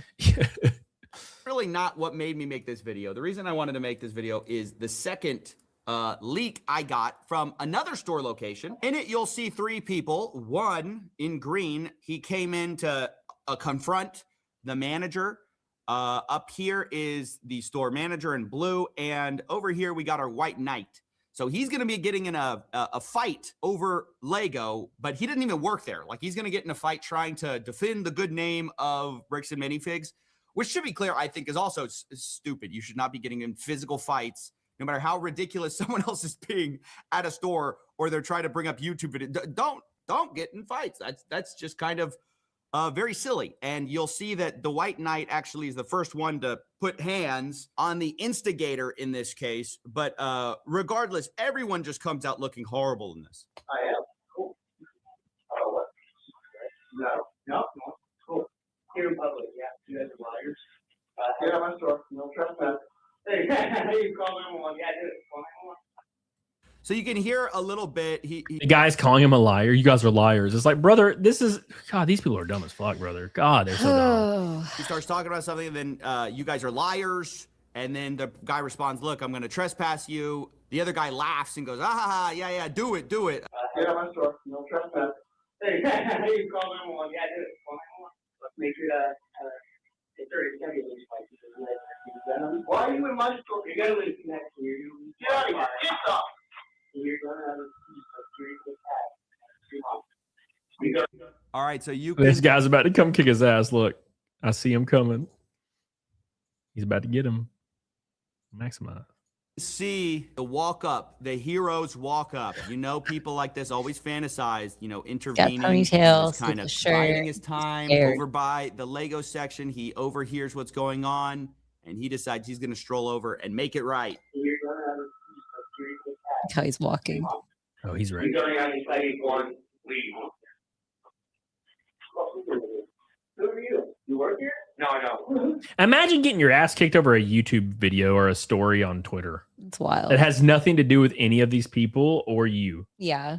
I'm gonna go fight for their right. Watch us find out that this guy literally drove like 5 hours to go to this store. I wouldn't be surprised, brother. You know why I'm talking? Yeah, I do. You know why? Now get out. You want to wrap this up? You have no authority. I don't work here. You don't either. Yeah. So our altercation really is one guy going, "You don't work here," and the other guy says, "Well, neither do you." This ain't gonna find the Legos. Brian Mansell's collection ain't in the store, guys. Okay? So I know we're all excited on getting to the bottom of it, but going about it this way just makes everyone in the situation look like fools. Yeah. And if you're harassing people at their place of work, or you're trying to be the superhero and save your local, Lego store, it's just ridiculous. Ow! You. Who are you? Okay. Come on. I don't know if you could hear it. The guy's like, "Okay." Okay. Come on. Nobody wants people that you can throw up and down that are job. You got to okay. No. Because it's not their issue. It's not state altogether. So I don't know if you just heard that, but he's like, "Oh, it's not their issue. It's the state." And the guy's like, "Oh, it's corporate." Again, right. Why are we doing this at a random Bricks and Minifigs franchise? People just want to watch the world burn. That's what it is. And I think people don't have any concept at all of what's going on, or maybe they don't care. This is why people get swatted, and this is why people get attacked. This is why especially like political streamers, when they go out in public, will get attacked all the time, or killed. It's because these people don't understand that this is a person, and this has nothing to do with the overarching picture of why you think you're pissed off, right? It has nothing to do with it. You know what I'm saying? It's insane to me, So, man, I forgot what y'all's names was because I mentioned this earlier. ACOB said, "Sean from ACOB here. If you haven't, you should show our audience our interview. The CEO one was wild." COO. So there's a different one from Eamon. Is there a different one from Eamon? Was it like recently? Because I'll definitely pull it up. Thank you, ACOB. Yeah, these are the guys that first interviewed Eamon. That's the one I watched on the last stream. They did a good job, You could tell they were getting a little frustrated. Yeah, I was like, these dudes not saying shit, Anyways, shout out to Sean with a $50 super chat. Hey. What's he mean drink up? I said for every 2 pink boys. Actually, well, I said I would drink one after the 200 mark. All right. We got to take a shot of whiskey for Sean. Thank you, Sean. We'll pull up that interview because I would love to see it because they did a good job on the first one. The CEO was squirming. He was squirming hard. Thank you, Sean. I appreciate you, brother. Coming in strong with a pink boy. We're gonna finish this video and then we'll pull up the ACOB. All right, let me take a shot of this stuff. Good night, dummies. Thank you, Specs. I appreciate you, brother. Spec. All right. Hand me that whiskey right there. Thank you. Look at the camera following your ass. That's funny. It's kind of see you. I'm drinking Peerless High Rye Bourbon. Hell yeah, brother. All right. We're gonna pull it. Why are you moving? Stop moving. It's chasing you. I don't like it. I don't like it. This is my web camera from my music studio because her camera died. So I grabbed my one from my music studio and it follows you around and shit. It's the I'm one. just gonna keep this one from now on. It's a pretty good one. It's pretty good. I like it. All right. Sweet Town USA. Here you go. Here you go. Take it. You like it. No one cares. Drink. Listen here, Specs. You need to calm down. All right. Thank you guys. Appreciate you. Let me pull up ACOB's channel. ACOBs real quick. Get theirs on here. Because they were the first one that I remember seeing the other day from the twirly evil villain. ACOB. We got you, buddy. ACOB. All right. Was it live? I'm assuming it was live, yeah. MINIFIGS timeline of Star Wars, CEO, blah, blah, blah. It might be a video. Timeline of Lego Star Wars. Where is it? There's the CEO. The COO speaks on the Salem Star Wars controversy. The COO, okay. Speaks on the Salem Lego Star Wars. Okay, well, let's pull that up. We'll pull that up. All right. I got it. All right. I think that's the right one, right, ACOB? All right. Thank you, guys. All right. Let me take a shot real quick for Sean's pink boy getting us over the mark. Every $100 is a shot of whiskey. Appreciate you guys. Get the hell on it. Diggity. Doggone it. Oh, it's so warm. Love it. Alasky says still can't see PDH's cheek piercing with his cam. You can kind of see it. Yeah. I was subbed years ago with Buttersworth. Yeah. If you don't hey, RLC. Welcome back, RLC. Big shout out to RLC for the support the other night. Thank you, buddy. I really appreciate that, man. All right. Everyone, $100 is a shot of whiskey. We're on number 2. Thank you, Sean. I appreciate you, brother. Shout out to Sean, by the way. Sean, he quit drinking for the most part. I'm very proud of him. I've been telling everybody. I'm like, my buddy Sean quit. And they're like, who's that? I'm like, it's not important. Don't worry about it. All right, let's finish this video and then we'll go over to ACOBs. Here we go. Stop doing stuff. You're showing all my secrets. Stop moving stuff around. Wait. This will be fun. Now what are you trying to do? Are you showing outside? Spooky. What are you doing? All right, okay, it's enough of that. You're freaking me out. She's already 2 shots in, boys. Stop. How far are we from Naked Snake? We're halfway, buddy. All right, here we go. Location. It's like being mad at the CEO of McDonald's and you go into your local McDonald's and throw over the tables. It's like, who do you think you're hurting here? Here we go. I just want to speak with you. Then you leave. Who are you? You have no authority. Why don't you tell me what happened? Why are you not listening? Why are you not listening to someone listening? Oh, here we go.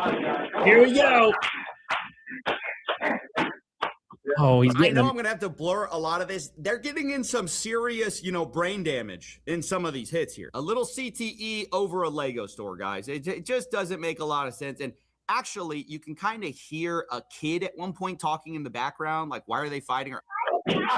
Oh, can you imagine getting in sad. some giant fight, 2 adults in a Lego store, mostly for kids, right? Like, you know what this reminds me of? The bounce park next door to the gym. Oh God, brother. Okay, so to add to this a little bit, there is a bounce park next to our gym. It's like a trampoline park or an arcade. And there are literally people getting arrested there every weekend and cops everywhere. Like grown-ass adults just fighting in front of kids. The parents take their kids there and the parents get in fights. Yeah, it's now, wild. To be fair, it's kind of in the ghetto. But still. I mean, our gym, no, it's not in the ghetto. It's, I don't know. that a ghetto comes to them. Yeah, something about trampoline parks. It's just inherent somehow. It's so funny though. Like there's always somebody getting taken out of the freaking front doors in handcuffs. And I'm like, this is a kid's place. Why are you getting arrested? Yeah. Yeah. You shouldn't be disrespecting, brother. Be disrespecting. It's like your 5-year-old's birthday, Yeah, dude. and you're like singing happy birthday, and then the cops come in and they're like taking your parents away, and you're just a 5-year-old kid. Like, Yeah. what do I do? It's crazy. It's what Lego mostly are enjoyed by kids over a YouTube video about a completely different store. God. Oh no, he's winning now. No, the bad guy's winning. Get him. Do something, sir. No. He's on his belly. You see this? Yeah. He got the violence he wanted, I guess. He won.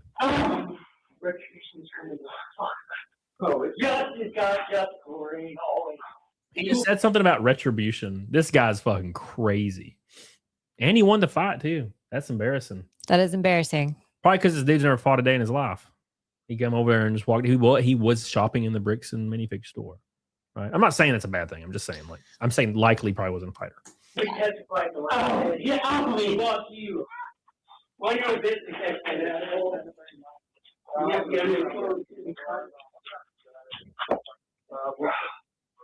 Now you're going to prison. He took my phone. Okay, so pretty much from here, you can see what starts to be drips of blood falling from the guy in black's face. I mean, his face is jacked up. Man, imagine going to prison because you went into a Lego, like a Bricks and Minifig store to fight somebody because you're angry over a YouTube video that has nothing to do with you. These people are unhinged, man.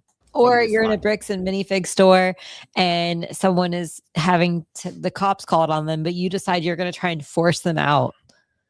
Who does that? Yeah, there's almost no situation where I'd do that. It depends. If like they pulled a gun or like, you know, it was a life or death situation somehow, maybe, but like, because then like, you know, you have no choice. I'm pretty non-confrontational, but that guy that came up to me at the gym trying to fight me that like a year ago, I was like ready to go. I was like, yeah, you know what? You better walk the fuck away or I'm gonna kill you. And he just walked away. And he was like saying he was going to get me banned. He's like, I'm going to get you banned. I'm like, I don't give a fuck. Please do. I wish he had. Our gym smells like socks. I love my gym. No, but the gym owner called me and he's like, hey, this is a crazy guy at the gym talking about you. I'm like, yeah, he got my face. And he's like, all right, cool. And then I never heard anything about it again. And then the guy tried to become my friend. He was like, hey, how you doing? I'm like, you tried to fight me the other day. Why are you talking to me? Very weird. It was weird. He's nice though. Other than that one time, he was not nice. And now the employee's just getting him some paper towels. The top of his face is bleeding up there. And yeah, because I was sent this, you know, I wanted to address it. It really has, again, nothing to do with Brian Mansell's collection. It has not going to solve anything. So it really doesn't fit in a main channel investigation, like what, you know, some random store footage. I just wanted to talk about it though, because again, we're working on it. It takes time, you know, gathering all the facts, talking to everyone involved. But I wanted to call this stuff what it is. It's embarrassing. Yep. You're just another bad person in this situation if you behave like this. And even the guy who's like playing, you know, superhero in the store, going up to the other guy and engaging and like trying to put hands on the other guy. That also is just escalating things. I feel bad for that guy because, like, number one, you got CoffeeZilla kind of calling you dumbass, and number two, you got your ass kicked. That's like the terrible. Well, yeah. Well, and you think about it, like the poor store owner, like he was like, I'm just gonna call the cops because that's what I do. And then like this guy starts a fight on your behalf, and you're like, no, not on my behalf. And then he gets his blood all over the carpet in your store, and that's a biohazard. Bro, I'm just saying. Here's the issue: is I remember when I worked at GameStop, you know, every year we would release NCAA football. Every year, right? November, October, whatever. And there was always fist fights in the store. My happy ass just watched. Right. I totally would. I didn't say shit. And they Free entertainment. They always left after. Or like one of them would leave. I just never said anything. You know what I'm saying? I ain't jumping in this bitch because there's like 100 motherfuckers in here, and I swear they're all gonna side against my ass. So, yeah, like, for sure. I'm not doing this. So I just watched. It was like I got a show and I got a dinner and a show all at the same time. It was great. Royal Lee says, I'm not sure who I'm for. Hope they both have fun. Yeah, Bloodbath. out of the two, which one's dumber? It's really hard to tell. Oh, the guy that went to Bricks and Minifigs to fight people. That was the dumber guy. Yeah, I guess. That other guy was trying to do what he thought was right. And unfortunately, got his ass kicked. And it sucks, but whatever. Bloodbath says, off topic, but check out lackluster video about the AFPD pulling over a guy. Shows a bad pattern for this PD. Oh, there's all kinds of weird rhetoric around the police department around there. It's crazy. One says, Chody's hamster roar was effective. Hell yeah, brother. Roy says, why was dude at the gym mad at you? Curls in the squat rack. I left like a 45 pound plate on the decline bench, and it like set him off. Now, to be fair, he was probably on trend and rolling high, and really pissed off and aggravated. Maybe he had a bad day, but everybody leaves one plate on the decline. It's just kind of what you do, because most people, like the standard, like no one's gonna lift lower than that. Even Jessie, like she does one plate on the decline, right? So, but yeah, he wanted to fight me for that, and I was like, go fuck yourself. Royal Lee says, if you were curling at the squat rack, I'd fight you. Yeah, I think that deserves that for sure. Thank you, Royal Lee. All right, boys. Don't forget, every red boy or 2 pink boys in super chats are a shot of whiskey or 10,000 kicks, or 25 members are gifted subs on Kick. Shit, I'm trying to do math. All right, let's pull up the ACOB video with the COO. They were in the chat a minute ago, so I'd love to show that. We need more. All right, more sugar. Look at me not doing stuff. Oh, there we go. I'm hoping this is the right one. That's the one I saw, so I'm assuming that it's the COO of Bricks and Minifigs. Which I have to say, it's very interesting that no one like told people to not go on not talk to the media. So when I was at GameStop and when I was at Walmart, as a district manager, the like first rule always was you never speak to media about anything, like ever. So I had to call and ask for the approval of my district manager to talk to somebody interviewing us at the Black Ops 2 midnight release, because we had like 2,000 people at our store, right? And the media came, and I had to call them and be like, can I do this interview? And they're like, yeah, you can do it. I'm like, all right, cool. You know what I'm saying? So it's crazy that these guys just came on here willy-nilly. It's wild. Good on ACOB for doing that. COO of BAM, we've got Matt McNeff. Sorry, Matt, it's been a wild night for us. is joining ACOB. I know it's been a wild week for you. Thanks for answering the call through a friend. Look at this poll. Look at this poll on the right side. Who's guilty? BAM. Chris, new owner. Look at that. Bam, across the board. And you sent a request that you'd be willing to come on and speak with us, and we appreciate your time, dude. First of all, I just want to say thank you guys. I did not get the chance to watch the live stream with Crystal, but my understanding is from hearing from other people, you are being very fair-minded and open to hearing everything. And I appreciate. I don't know the story, dude. I don't know the whole story yet. So I'll say you guys are the first ones. We've reached out to a couple different people who have been chasing this story, and you're the first ones who've actually expressed interest in hearing our side. I will say, outside of Ryan, I know you and Ammon had a good conversation. So we did talk for much longer than I expected last night. So yeah. So yeah, man. Like we've kind of tossed this around. Everybody becomes amateur, professional, sleuths on this sort of thing. There's only so much out there. Is it fair to say, like, just wait to see all the we boiled it down to, like, we need receipts at this point, right? Because you can come on here, Matt, and you're going to defend your company to the death, obviously, and then so is Crystal, and so is everybody else. But it's like, until we get receipts, which we're in a world now where footprints are everywhere, more so than ever in the history of Earth. Yep. I feel like that's going to help clarify some of this, hopefully. Yep, that's the goal, and I need to be a little careful in that same topic. My attorney, I was on the phone with prior to, and he was not super thrilled about the idea of me coming on here, because we want. Yeah, that's what I'd imagine. I'd imagine the lawyers are like, you should shut your mouth. And they're like, no. It's like a Isildur. No. I always pronounce that wrong. ACOB said, we had no idea he was coming on. Man, imagine that. That's like when I had Sydney Watson on last week or whatever, 2 weeks ago. She just popped on. I was like, oh shit, this is about to get spicy. Yeah. Yeah. And then that concurrent grew to 8,000. I was like, oh no. Be careful to be accurate. I don't want this is a very emotional situation, and the emotional toll that this has taken on the franchise system as a whole has been inordinate. Is the word. There are 300 franchisees in this system across the country, moms and dads who are small business owners, who are getting absolutely hammered undeservedly and who are facing serious and significant death threats and abuse, and that needs to stop. I will say, seeing those videos means there's an element of truth to that for sure. Yeah, for sure. Because There's some crazy mother there. Yeah. Yeah, and that's just what was caught on camera. Like, I'm sure some of these stores don't have cameras. I'm sure like some of them haven't put out there what they've been through and released the footage. And if someone's willing to walk up there and be there in person and confront someone face to face, they're definitely willing to be a keyboard warrior, right? Yeah, for sure, for sure. Shout out to my man for drinking Coors Light. I seen the Coors Light, brother. I'm drinking for every $100, drinking Woodford Reserve straight. Love it. God, it's so warm. Love it, man. I've been toning down the White Claws lately because I don't know. I don't really like the different kind of intoxicated whiskey's like more laid back.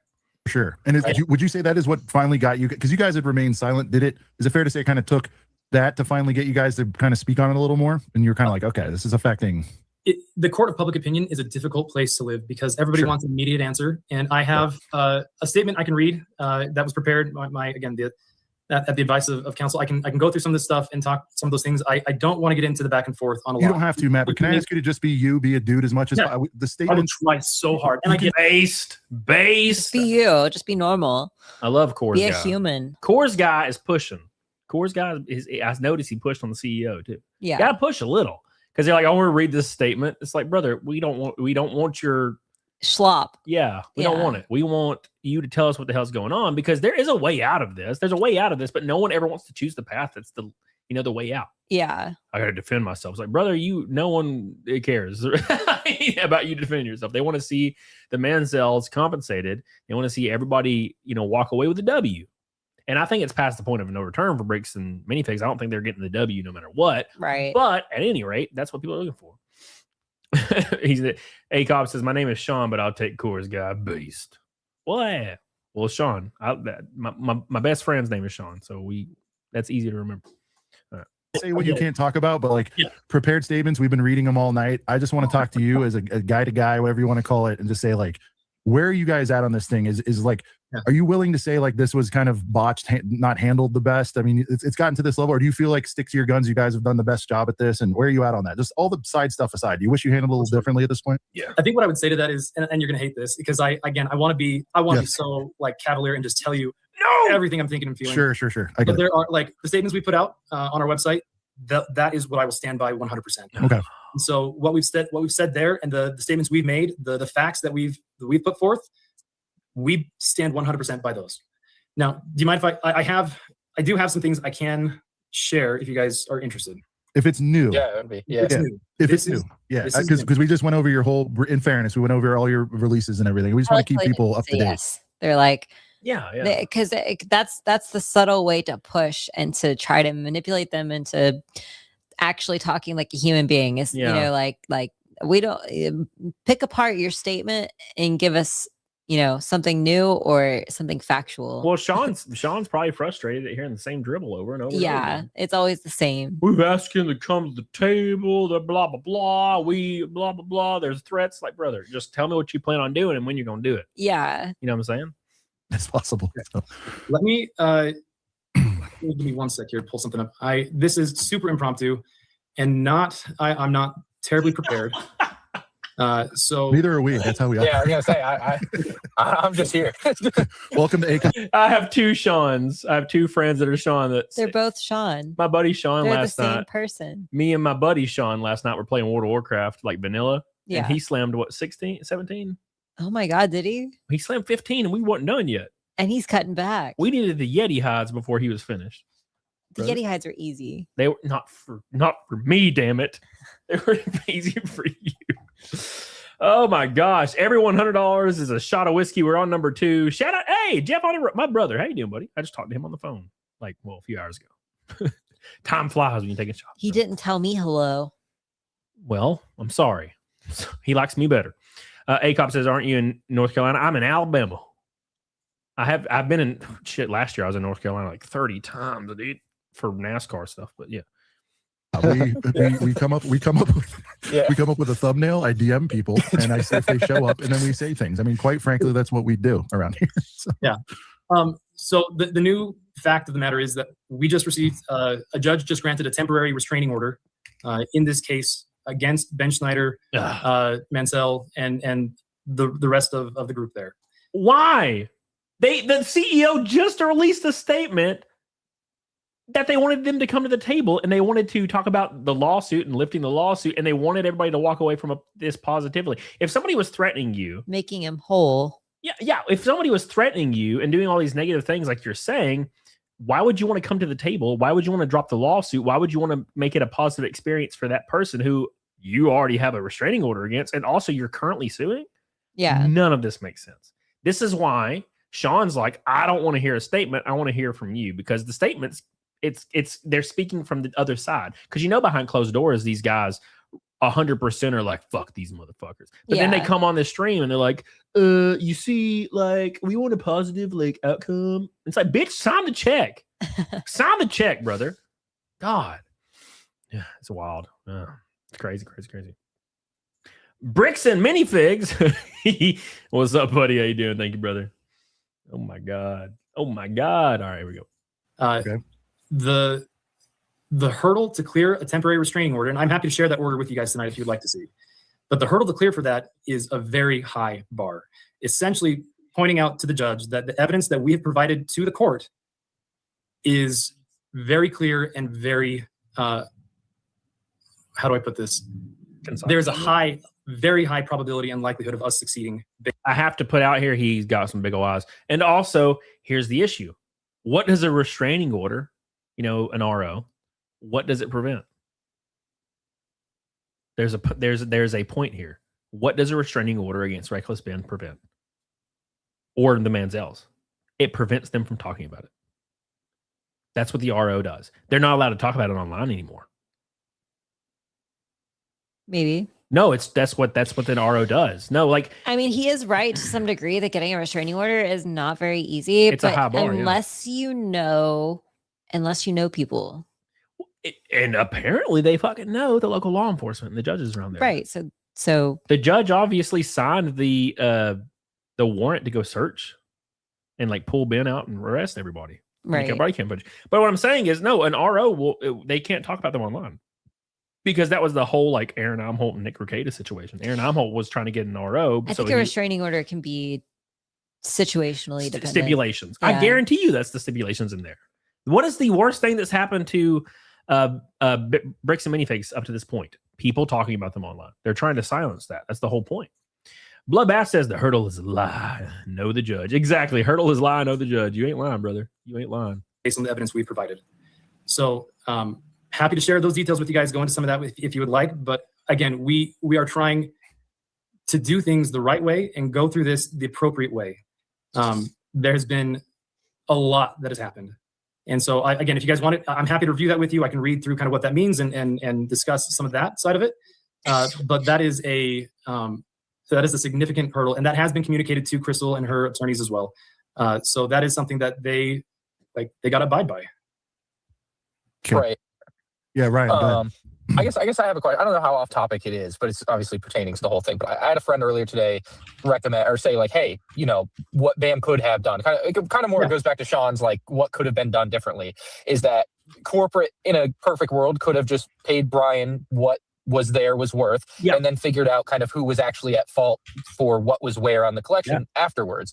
And so that I was like, actually, that's a really good suggestion. I actually really like that, and I hope I have the opportunity. And here's the opportunity, of course, to kind of present that to somebody of like meaningful importance. I was like, I like that. I wish maybe it had gone that way for Brian, of course, of all people, because I had known him a little bit prior. And so, I just kind of presenting that idea. I don't know how crazy that sounds to you of like, hey, now it's our problem to deal with the other actors, but that at least, gets Brian where he needs to be, and then you can figure out the rest. For sure. And I think, again, I'm going to stick by the statements we've already put out where we believe that we made attempts. We believe that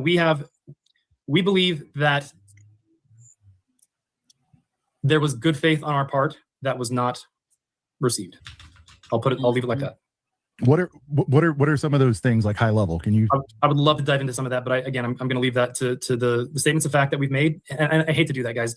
But I want to be very careful to say that this was a private matter between Crystal and Brian and BAM Corporate, and that the opportunities had been there, and I'm not even going to say are gone to fix that. The opportunities he's talking about is offering him a much lower amount and probably signing an NDA. Right? Yeah. That's what I would imagine. What's up, man? Our production. Which one are you? I'm going to assume it's this guy. That's what the profile picture looks like. Everybody's joining tonight. How you guys doing? Yeah, you said ACOB said it's popped you up to like 5 to 6K. Yeah, sometimes that happens. You'll be covering a story, and I was covering a story a few weeks ago, and I was starting to get 5, 6K every night. And I was like, I don't like this. So I took a week off and also my dog passed away. So I was like, yeah, we're going to take a week off. Get back to normal, man. I'm done, brother. I'm done. All right. Well, yeah, obviously, you said ramen saw it at Crystal's Wendy's Whataburger. What are you doing to me? I don't care. Whatever you want, brother. What kind of flower? The flowers will never die, Jeff. All right. Here we go. The dark side, brother. All right, let's continue. Make sure you guys do me a big ass favor and like the show. Like the show. Get on it, Diggy Dog, on it.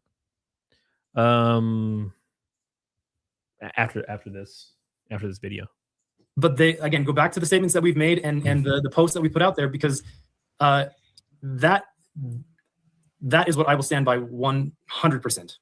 When people ask why, I don't want to call it hush money, but we all know what happens in some worlds. When people ask why you guys didn't just, kind of nick this thing right off the rip, is it because you truly felt that BAM was not guilty? Again, not to use that term, but you guys didn't do much wrong there. And at certain points, like, does it even matter who's at fault here? Because the smear is not worth the whatever amount is owed. Me and Sean are the same guys, minus the cores. That's exactly what I've been saying. I'm like, at this point, who cares? Yeah. Just fix it, brother. Just write a check and put it behind you, man. Like, what is all this fighting about? You know what I'm saying? I don't even think you can fix your reputation at this point. No. I think you're done. Yeah. But you still, I mean, maybe in 10 years you can. Look how long it took GameStop. It took them like 7 years, 8 years for people to be like, oh, GameStop now. They don't go to GameStop, but they like them now, right? So that's just me, though. Agree with that? Yeah. How can I pay somebody who won't work with us? I don't know. They're claiming I'm just throwing this out there, dude. I'm not being facetious. I work in corporate just like you do. This is a side gig for me, but there's a number out there that's 200. It's 100. We all know it's worth half of that. Yeah. If you shut up and you sign an NDA, I'll give you 50K and make this go away. Why was that never broached? It's a great question. I know it's not that simple, dude. So I get it. But it's not that simple. Yeah. The evidence that we have, and this, I know I'm going to sound a little bit like a broken record, and this is not the human side of this that I want to portray per se, because like there is a human element to all of this, and we like, again, I'm gonna plead on behalf of our franchisees. If you have beef with myself or my brother, great, awesome, talk to me about it.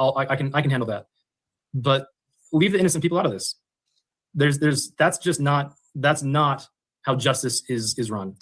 And I will say again, back to the statements that we made earlier and the written documentation that we put out there, we feel like we made the right attempts and that was not reciprocated. So kind of as somebody that's like been able to talk to people and like have a really like good grasp on, where people are at, it feels like basically everyone involved has been like, yeah, we're willing to come to the table. Yeah, we're reasonable. What does it take to make that happen at this point would be my question. Because like everyone that I've talked to, like in the public square for everybody to see. Well, I mean, seriously. But, I assume that type of call would be a private deal. But, everyone is like, yeah, we want to talk. We want to talk. But everybody says that in their own separate bubble. And so the three bubbles never come together. It's kind of my perspective on it. Yeah. Well, and it's hard when,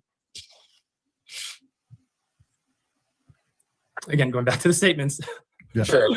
It is hard when there's harassment and threats and other behavior that makes The it harder difficult the to have those better. conversations. Oh, Reckless Ben has joined. He wants evidence. Will the evidence be? You said the evidence is coming, right? For everything you guys are talking about. As a matter of fact, what I would recommend, and you guys care if I share my screen for a sec? Yeah, I'd love it, dude. Are we doing evidence? I'd love to see it. Let me read. Turn Let me read sideways for this. this. Him referring to statements was rough. Yeah, dude. Like he's trying so hard. Like I gotta be honest, no idea why this guy would ever join. Like God, my happy ass would turn my phone off and disappear if it was me. Yeah. Maverick Cuba says, I thought that's how you made toaster strudels. What's up, Maverick Cuba? There we go. This is like a horrible, bad, fake courtroom. I'm loving this. This is great. Okay. So I'm just going to read a statement, and then I'll share my screen for a sec. So BAM just obtained a temporary restraining order from the Utah 4th Judicial Court enjoining Ben Schneider, Brian Mansell, together with all their affiliates, co-conspirators, including Crystal and Benjamin, employees, contractors, agents, and representatives, and anyone acting in concert with them, directly or indirectly, in person, remotely, or online, and restraining them from each of the actions and other misconducts described in the temporary restraining order, including further publications or disseminations of disparaging information. They have been ordered to refrain from further communications and to immediately take down all current publications, such as the terms defined in the verified complaint, and any other video, audio, or other form of publication posted on any online streaming platform by the group, the co-defendants. Oh, come on. You thought that, why would you even come on this show and say this shit? Right. We order you to take down everything. Oh, yeah, it's definitely going to get everybody on your side for sure. Yeah. Good brother. job. You just shot yourself in the foot. That is the worst thing you could ever say. Especially during a time, and I know this isn't really related, but during a time where like the quartering and shit was going off, where he's like trying to silence people. Yeah. Yeah. That is like the free worst. speech right now is like at a premium. The worst thing you could possibly attack. do. God. Directly or indirectly in publications and any such communications published by the co-defendants from any online streaming platform or otherwise published that in any way relate to the private legal dispute underlying this matter between Brian and Crystal and the assertions of wrongdoing as described in the verified complaint. The temporary restraining order arises from evidence presented in court showing... So the temporary restraining order, the RO I was talking about, does prevent them from saying anything future, and also they have to delete all past videos. That's why they reached down to Patreon to get him to take his Patreon down. Okay. Yep. It was part of this RO. Schneider and Mansell's conspiracy with Crystal and Benjamin to engage in a racketeering and corrupt actions and associated unlawful activities, including defamation, trespass, trade disparagement, deceptive practices, interference with economic relations, among other unlawful actions. Gotcha. The court found that plaintiffs... give me just one sec. The court found... Yeah, because I'm going to ask you for the TLDR here. Yeah. Yep. The court found that the plaintiff showed a substantial likelihood of success on the merits respecting these foregoing claims. This live stream. As an additional observation, that Crystal, if you guys would like, let me do this for you real fast and share with you the actual complaint and where you can find further information on that. But Matt, let me ask you, dude, just guy to guy here. Do you think that's just be helpful human here? Please. To change the narrative of what's going on right now?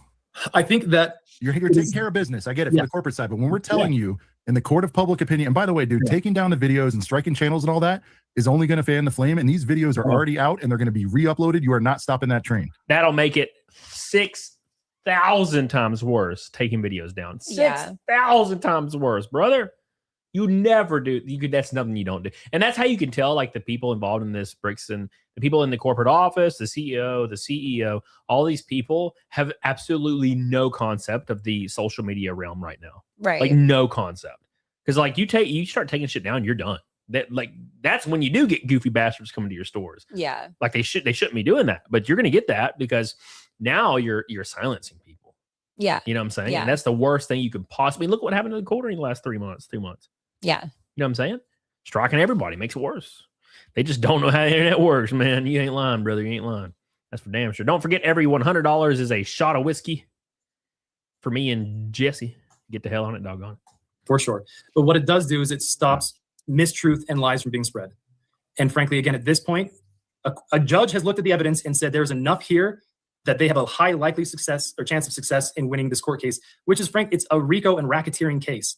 We believe that there's organized crime. We believe that there is money being exchanged to essentially induce people to commit crimes. This was something that Eamon had mentioned to me last night, was that the people that were working with Ben were on his payroll, if you will. And so they weren't just there as friends. And so that, I guess, elevates it to some other level.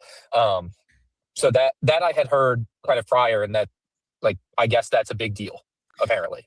And it is a big deal because we've faced coordinated attacks across the country, across the brand. And it's the same people. We're seeing the same emails, the same phone numbers, people that we that are attacking our franchisees that we have reason to believe are being paid to do so. Now, for further information, if you guys want to see let me share my screen real fast.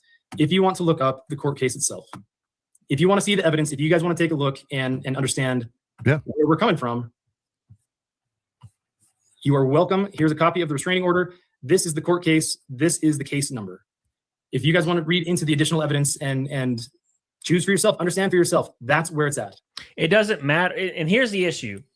It does not matter what evidence you may or may not have. You instructing YouTubers to take down their videos, barring the fact that they're literally telling people in their videos to go beat you up, you know, or go to your home address or like attack your family, barring that kind of stuff, obviously there's a line. Right. But if they're there's a line. If they're just talking about your company and what you may be doing wrong, right, asking them to remove their videos and trying to use the courts to do so will never lead. Everybody will see you in a negative light. Yeah, that's like normal journalism. Yeah, it's just normal, right? You know what I'm saying? Yeah. So kind of everything that would be Bricks and Minifigs side of things has its evidence within this document, or it's going to be presented in court but isn't in this document yet. No, it has been presented in court, and this is this document is public record. So you are welcome to look up case number 260402353 with Judge Tony F. Graff. So if you guys, this is the whole thing, or is this just pertaining to the restraining order? This is our case against Ben Schneider and his cohorts. So the whole case, or just to grant the restraining order? No, this is the whole case. Okay. And this is the initial filing for the case. This is the very yeah. It's not the deluxe. It's not the box set yet. But where's the? Yes. Sorry, we have to do a little comedy. It's like something new. Be a person, and this guy's like, "Hey, do you want to read this entire document of court case information?" Oh my gosh, brother, it's insanity. Sure. This isn't the GWP. All right, look. All right, Matt, I'm going to ask you a question here. This is $100 super chat. There's a little bit of language in here, but it's a friend of the show, so we have to answer. Somebody give us $100. I want to hear your answer for this. Here we go. I'm not taking a shot for this one, Sean. Okay, but congratulations. Okay, so I apologize. This is going to be you know this is going to be a rough one. It's not horrible. It's more of a statement. It is you and your coworkers handling the situation that has led to these innocent business owners and their families getting death threats. Get the F out of our hobby, bozo. 100%. I've said this for such a long time. People will say, like the CEO the other day, when I was watching the same interview of the CEO on ACOS channel. Face. Look at his face. Look at his face. Look at his fucking. Anyway, I mean, it is because, like, if the reputation of the company goes down, then the safety of these franchise owners is at stake. Clearly. Well, not only that. That's like that's the long term. If they are currently stoking the flames. Right. Like, so this COO just pointed out this lawsuit, which would remove their videos, remove them from talking about it, remove their free speech and their journalism, and only make the situation 10 times worse, which is going to cause, unfortunately, it shouldn't, but it's going to cause more harassment that may or may not be happening to your employees. You're making it worse. Yeah. It's like when Jeremy would be like, my coworkers are getting harassed. And you're like, yeah, but you keep antagonizing these people online. Right. Yeah. Like you're fanning the flames and you're allowing this to get worse instead of just being like, hey, we're going to fix this. We've reached out. He accepted our deal. We're happy about it. We're going to take a picture together, shaking each other's hands, kissing babies. We're good to go. But they won't want to do that. And yeah, a low-level employee too, like Man said. Yeah, low-level employee is the one that's going to suffer. Right. Last part, probably unnecessary. But what he's saying, like, the lack of reaction is what led to it. What say you to that? I know people are like, get little maniacal and stuff like this, and they should not be. I agree with you. Nobody should be threatened on this. But what do you say about basically saying, to paraphrase, the lack of response or whatever is potentially what causes you not putting out that fire early enough is a partial cause to these reactions from people? Yeah, I tend to think that people who punch first and ask questions later end up not in the right place. And I think in this case, we have tried to be steady. We have tried to be fair and accurate and evaluate our systems. Have there been things that we could have done different? For sure. But I think that we have, again, laid out our factual side of the case and the things that we are standing by. And I think that is not something that comes in a quick soundbite to appease people. The truth is not a simple thing to find. Yeah. Certainly. Again, Yeah. from like a third party perspective, that's where I have found myself is like, I don't know where I stand. It's like I hear one thing and then I hear another thing, and they're like, well, I have evidence, but I haven't seen it, so I can't know that that's true because anyone can say anything.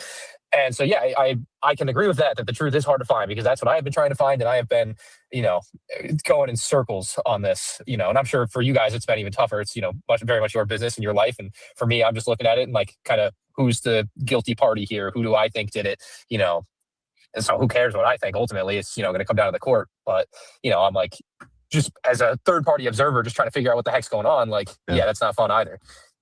Well, and from the public perspective, it's easy to hate on the business. It's easy to hate on the nameless, faceless people. But I got to tell you, we're not nameless, faceless people. We are ingrained in community. Bricks and Minifigs is built on community. I don't know how many of you guys have gone to a store, but when you walk in, there's an energy, there's a vibe, there is something special about being in there. And I get to see it on my end, where we have, again, 300 plus franchisees at this point that come to our office, I get to interview them, get to meet them, shake their hands, look in their eyes. These people care about their communities. Yeah, for sure. Almost 90% of our franchise is single unit owners.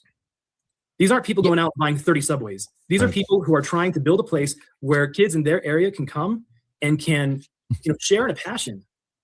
So yeah, you want to be mad at me? You think that I've done something wrong? I can disagree. We can work through that. There's processes in place to manage that. But don't hurt. My guy's getting a little angry. Yeah. And also, like, this is good and all, but this is irrelevant. Yeah, it's good irrelevant. It's good and all. But. Yeah, and I don't know what he's talking about, like throwing punches. Look at Sean's face. It's like, fuck this guy. When he's like throwing punches, ask questions later. No, this is 3 years down the line. This is so if this was like, if this happened last month and everything's already heated and crazy to this point now, you could argue that the guy threw punches and then asked questions later. But right now, it's 3 years down the line. No one threw punches and asked questions later. He's been stiffed for 3 years. Yeah, exactly. This is the questions are later. We are in the later already. Right. Hurt your community. Don't hurt these people. I had a franchisee reach out to me and tell me that her 14-year-old daughter was getting texts and threats because of this. I don't like his demeanor here. He's getting a little too. He's getting on his soapbox, and he's using their misfortune to boost his position here, because now he's trying to redirect it to, oh, my employees are being abused over this. Like this, everyone else is so bad. And it's like, no, why isn't he here saying like, man, I feel horrible that I couldn't shield them and protect them from this. Like, if you're going to take a high horse of some kind, just say that you didn't have the means or the capability. Like, you as a person, your hands were tied. Like, do something, like make up some story about why you couldn't make this guy right as far as what you owe him. Yeah, he's taking the woe is me stance. Yeah. He is. This is like what do they call it? Stolen valor. Yeah. Like his franchisees are under fire, and he's like, and I feel so terrible about this, and this is what's happening to them, and it's all their fault. And it's like, bro, it's your fault. Like, yeah, exactly. A-Cop says, this is surreal. Been watching you for years, dog. Well, hell yeah, bro. Rock on, dude. You need to go to a convention. We're going to where are we going? Sieg. We got invited to Sieg 2026. We're gonna fly out there and have a little booth and have some fun. So I'm excited for that one. That's like in a month and a half. Amateur said, the PH work out arms today? We worked out shoulders. Give him a double. Give him a double. My front double biceps just look bad. I look better when I'm just scratching my head. All right. There you go. There you go. You're doing good. Do it. You're doing good. All right, here we go. Is wildly inappropriate. That has crossed borders. For sure. I will stand on that hill to my last breath. Yeah, he shouldn't have came on this show. He's going so hard. You don't need to be punching back, brother. These franchisees are good people, and they deserve to be treated with the dignity and respect. These people put their money where their mouth is. They went out and started something. They deserve that respect. Yeah, but you don't put your money where your mouth is. He's not protecting them Yeah, because he should have fixed. They should have fixed this situation a long time ago. They're not protecting them. right. They're Like- letting them be a meat shield for them. Exactly. Yeah. Yep. And he's using them as a shield right now. Yeah, he's literally throwing them under the bus right now. Mhm. And like him continuing to pose as if there is solidarity between him, the guilty party, and the franchisees here by him saying, yeah, we have a community and we know each other and I know them and I hired them and we're close. That's literally like enshrouding them in your stink, right? Yeah, like yeah. create some space between you as the corporate party and your franchisees to protect them. That's like the smallest thing you could do here. Yep. Obi-Wan Kenobi says this is all terrible, but considering how short people's attention spans are, I have a feeling this will be forgotten in 2 weeks. Well, it depends on what happens, right? So it depends on if it gets worse or better, right? And the statement they released yesterday seemed like it was more in a positive direction, but to be honest, I don't know if that's the case now, especially after seeing that Brandon Best, I think his name was, it still owns another store, even though he's supposed to be resigned. I don't know. It's weird. Thank you, Obi-Wan. I appreciate you, Obi-Wan Kenobi. We're closing in on another shot of whiskey every $100. 2 out of 10 in the super chats. Thank you, guys. So you want to hate me? You want to hate my brother? Great. Go for it.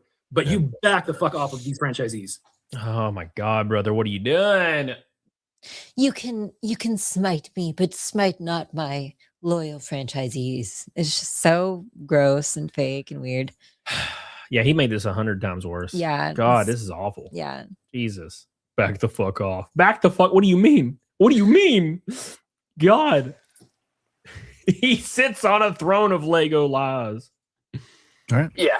I respect the passion. Like I said, I'm glad you guys are responding now and you're starting to show some teeth and you're getting into the game. That's my takeaway from this. I'm glad you guys are, because you're right. It is easy to hate, and you guys show some teeth. I swear to God, he was gonna say, "You guys are starting to show some titty," and I don't know why. That just popped in my brain. That's what I thought he was gonna say. Roll over and show your belly, brother. Yeah. You have to get. There is a strategy in order that you have to get, put together, and comms getting out, and we all understand that. But we are looking forward to the evidence and seeing what's what in this for sure. And that is why. And Ryan was getting roasted before you got here. Like, he's a shill. He's a this. Everyone knows you're going to be 100% team Bam, and rightfully so. People are wanting to understand, both sides of the coin here. So, thank you for sharing that. Thank you for sharing that. There's a latest documents and everything. Yeah, Ryan, go. I have another question that I guess could use clarity for people, because this was something that Eamon described to me last night, but I'm still not like fully grasping the idea. And it's something I think a lot of people are very rightfully like upset about, because the second I saw it, I was like, well, I mean, what the heck are we doing here? This is clear as day. Is in our contract, it said that consignment services were allowed. Sure. But Eamon said that meant something else. I mean, again, you can explain to people can believe it or not, I guess, is kind of where I'm at. But that's apparently it doesn't mean consigning sets, and that there's a separate handbook. And that's, again, these are the types of things that gave me pause before I made my video today. And I was like, well, maybe, there is more, and there's more meaning here that I don't quite fully understand. So if you look at the document we published today, there is... I'm pretty sure Sean pulling these up. Look at that. Yeah. The franchise agreement is a thick legal document, and we don't train off the franchise agreement. We train off the owner's operator's manual, right? Operations manual. And there's a portion of the franchise agreement that states that regardless of what the franchise agreement says, services and standards may change from time to time, and those will be updated and reflected, and you are bound by those standards and changes in the operations manual. And in the operations manual, the 2003 operations manual that was in place at the time, look at the blog post we had on You our said site. 2003, but to be clear, you meant 2023. 2023. Yeah. It explicitly states in the owner's operations manual, which is what we use to train our franchisees and what they're supposed to follow the procedures from. We do not consign. We do not pawn. That is the standard. That is what we live on. Yeah, but they did. So they did. So that's irrelevant, Yeah, and this guy walking in that thinks he's going to consign his Legos doesn't have your stupid fucking operations manual to say, oh, I'm getting screwed over because they don't actually do consignment, you know? Like, how is it his fault? Yeah. So doesn't matter. Yeah. Emphatically. So you guys have access to like the sales data and seeing receipts, but until currently you didn't see the it fair to say you didn't see like the origin of where the sets came from? So obviously there were royalties earned or accrued on some of these sets in question, but you didn't get to see like the source of the purchase. Is that why you didn't say like, whoa, these are consigned, we can't do that? Is that fair to say? I mean, that's a tough question to answer, and that's a much more in-depth question that I don't know that I want to get into all the details and aspects of right here, right now. But you understand the question, right? It's I pretty totally clear. understand the question. Yeah, and I mean, technically, you can't see why because you don't have the data right now. Is that what you mean? It is a more nuanced question than that, and I want to be careful to not stray too far from. My attorney's watching this, going, "Hey, like stick to the But shout out if I was his attorney, I would be like, "Fuck! What are you screaming for, brother? You should have done this. You told him to fuck off or back the fuck off, brother." Bricks and Minifigs says the cop interfering with the service of court documents was illegal, unethical, and something that has been missed so far. Huge. We talked about that the other night. Yeah, he was just like, "Yeah, you can't give those to me. Sorry." It's like, what? Thank you, Bricks and Minifigs. Silent Bob says, I live 10 minutes away from the store and I stopped by there last night. There's still product in the store, but couldn't see any of the swap. Says, thank you, Silent Bob. I appreciate you, brother. Thank you, man. Shout out to my boy. That puts us 50 away. Doing field research there. Yeah. As long as you just don't fire people, just observe and report, right? That puts us 50 away from another shot of the whisk. Yeah. To attorney, we're trying to handle this well. Okay, I'm sorry, I have to make light. We're a bunch of bozos over here. There is an answer there. I'm happy to, with his blessing, we can get into that later. But there is an answer there. Okay. Yeah. Any other? I mean, we've had you on for a bit, Matt. We're gonna have other folks in to weigh in on it. You guys have any other? By the way, thank you for your time. I know it's been a crisis and wild, but Ryan. So, someone asked me what they texted in and asked me to ask. So not a question from my own point of view, I guess, but like why Crystal had her store taken away. And then also like if you could clarify the timeline, because I believe in the video it presents as it's like the same day they come in and take the store, when that may or may not have been the case. And so I think there's some. Yeah. I need to be careful on some of these things. I take much stock in the purported timeline of said video. And I will just put it that way, or many of those details. So he's right there. He's saying the video's timeline's fake. Again, I believe we stated. I need to go back and double check the blog. Did you guys read that earlier tonight? Correct. On Instagram, yeah. Yeah. Okay. Was there?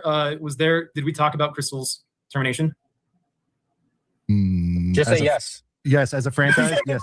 No. But okay, that's the point where I'm getting texts now saying just. Hey, Matt, this is what I tell everyone prepared. Listen, we read everything you guys put out, and so if Crystal's termination was covered, we talked about it. As a franchise, yeah, we talked about it.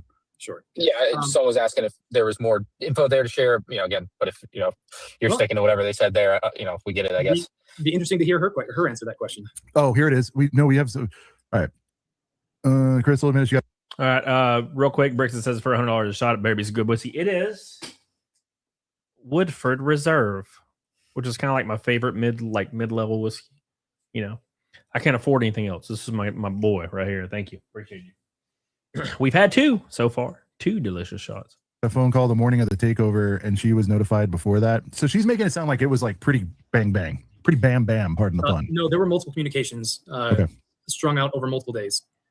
Okay, and you guys have all that prep too. Like so again, and by the way, we opened this thing tonight, Matt. You said you watched it or you heard about it or whatever, but like we only had a few minutes with her, and I think for a lot of us, it's like you follow the trail of the sets, and it's like what happened with those, and that's why we're like, how much time was between this? Where were the sets at the time? Were they off site? We heard about security issues. Like, at the end of the day, the mystery of the sets and where they ended up is, I think that's what drew people in. I said it earlier, the amount, who's involved.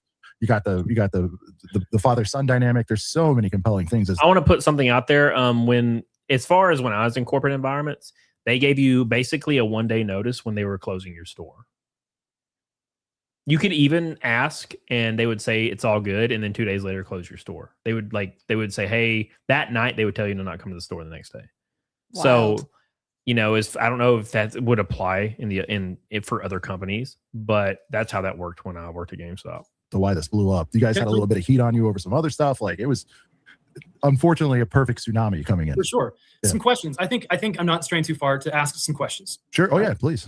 Let's ask some questions. Right. How long was this consignment agreement in place for? Again, I haven't seen it. I think it's been published somewhere. Yeah. I'm just throwing out some questions for you guys. I'm not saying no, please. Yeah. I'm just throwing some questions. I like what you're doing here. In place for? So I think how much earlier of the inventory had already moved? 2023 it started. I heard 27 or 28,000 he was paid out on. I would take a look at so the documents in our complaint, our verified complaint. Yeah. There's some questions to ask there to yourselves Yeah. and say, okay, great. What was the state of the store the night of the takeover? She purportedly showed some evidence, and frankly, we have some as well. Take a look at that complaint, that verified complaint. Where's the stock posted, by the way, for the people who want to look at it? You have to search through the judicial records for the state of Utah. Again, I'll let me comment so that people can see. If there's a link of it or something, we could. I don't know. It's all good. My guy's getting like really heated for like no reason. Like Yeah. Sean's just like, hey, what's up? How about this question? I mean, that dude's tripping balls. Yeah. You know? He's like, "It's not again, that maybe simple. Why don't I ask you questions?" Yeah, it's like, brother, I think you're getting a little too passionate here. You can share, post it on Here your to social, ask you whatever. Yeah, questions. it'll We be fun. literally brought you on our show to Yeah, ask you questions, and now exactly. you're like turning them back on us. Yeah. Don't you know Sure. the details Let of me- your own case? Yeah. I'll throw my screen up again just for a sec here. So if people want to write the number down, they're welcome to go take a look. All right. Case number 260-402-353. All right, guys, screenshot it, and then you'll Google Utah and that, or how do you get there? Yeah, Utah. We're all a Judicial- bunch of dum-dums. We have no idea how to do any of this. Yeah. So A lot of people are talking about, and again, we appreciate your time and everything. Oh, ask these questions to Brian. Let's see. What do you think about and again, it's filmed from one perspective, but the look of the police? I mean, obviously that's another compelling thing about this. Like, do you feel like that you're laughing about it, but people are pretty upset about it? Do you feel like they really It's doctored the amazing shit to out of me. that footage or what? yes. Okay. Okay.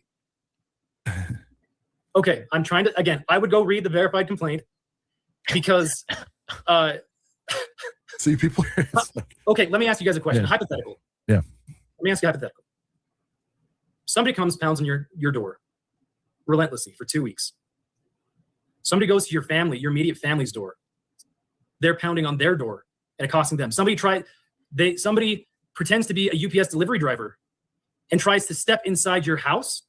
Somebody impersonates an ecclesiastical leader of yours and tries to come into your home.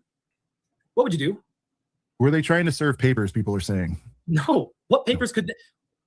That's the job of a deputy, of a Well, sheriff. Well, he had this girl in the car. Was she not real? Was she an actor, or you don't know? Again, I'm going to be careful. I gotta be careful to not comment. They said they tried to serve. I mean, and they showed evidence at footage. It's very easy to say whatever you want to say and control one side of the narrative here. But you guys, let me ask. But what about he has a side too that he's trying to control, right? Right. So that doesn't mean anything. Ask you guys again. Like, if somebody was harassing you, and you can look up Reckless Ben's arrest records and look for what they're for. That's public record. So I'm not saying anything that isn't public record. Look it up. Were all those arrests justified, though? We don't know, right?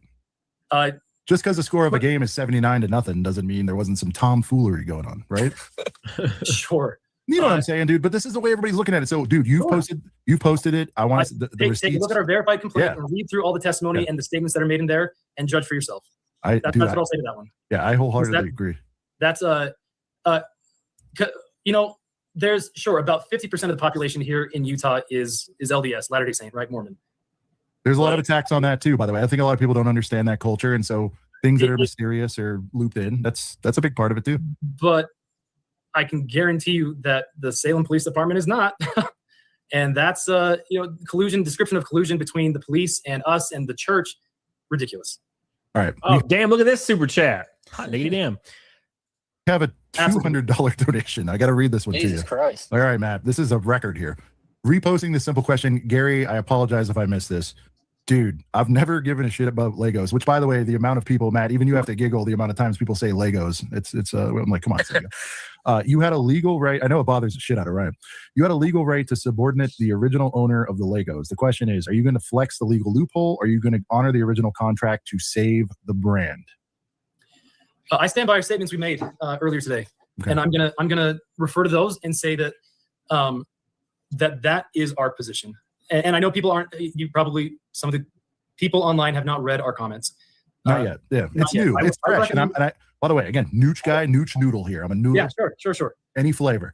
It's good that you guys have put some stuff out on the defense or offense or whatever you want to call it. It's good. As we have stated, we are still willing to do the right thing. I'll put it that way. With okay, I'm trying to think how to say this. It has to be done the right way though. And intimidation factors and third party agitators are not the right. So I often like the intimidation factors, like, you know, filing a lawsuit and telling them to take their videos down and trying to get all their income streams removed. Okay. I would agree. But that's not what they're doing. That's what BAM is doing. Bloodbath Right. says, I wish somebody asked him why he sued his dad. Thank you, Bloodbath. Appreciate you. this type of like, The right even when way. I talk about Lego sets being bad, they're like, well, you don't do it the right way. I guess my question is, what is the right way? Like, what would, you know, get you there would be where I would be like wondering. Yeah. We have repeatedly, well, okay, I got it. So I guess ignoring anything that's happened in the past, like from your current position, Yeah. what Yeah, defines the right way? that's what we're trying to get on. Yeah. Sure. Well, first and foremost, I want to know where the sets went to. In our statements, we said that we did not have the sets, and that I stand by that statement.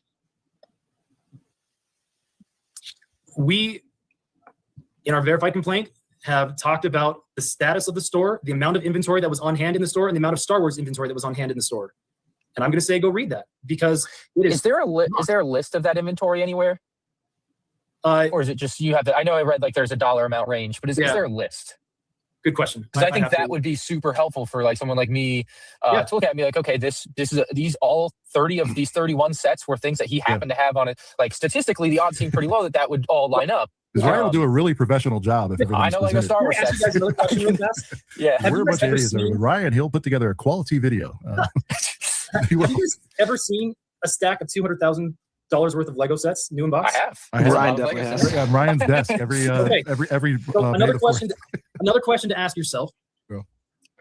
What does that look like? And is that like, go take a look at the verified complaint, go take a look at the images there, and ask yourself, is that $200,000 total of Lego?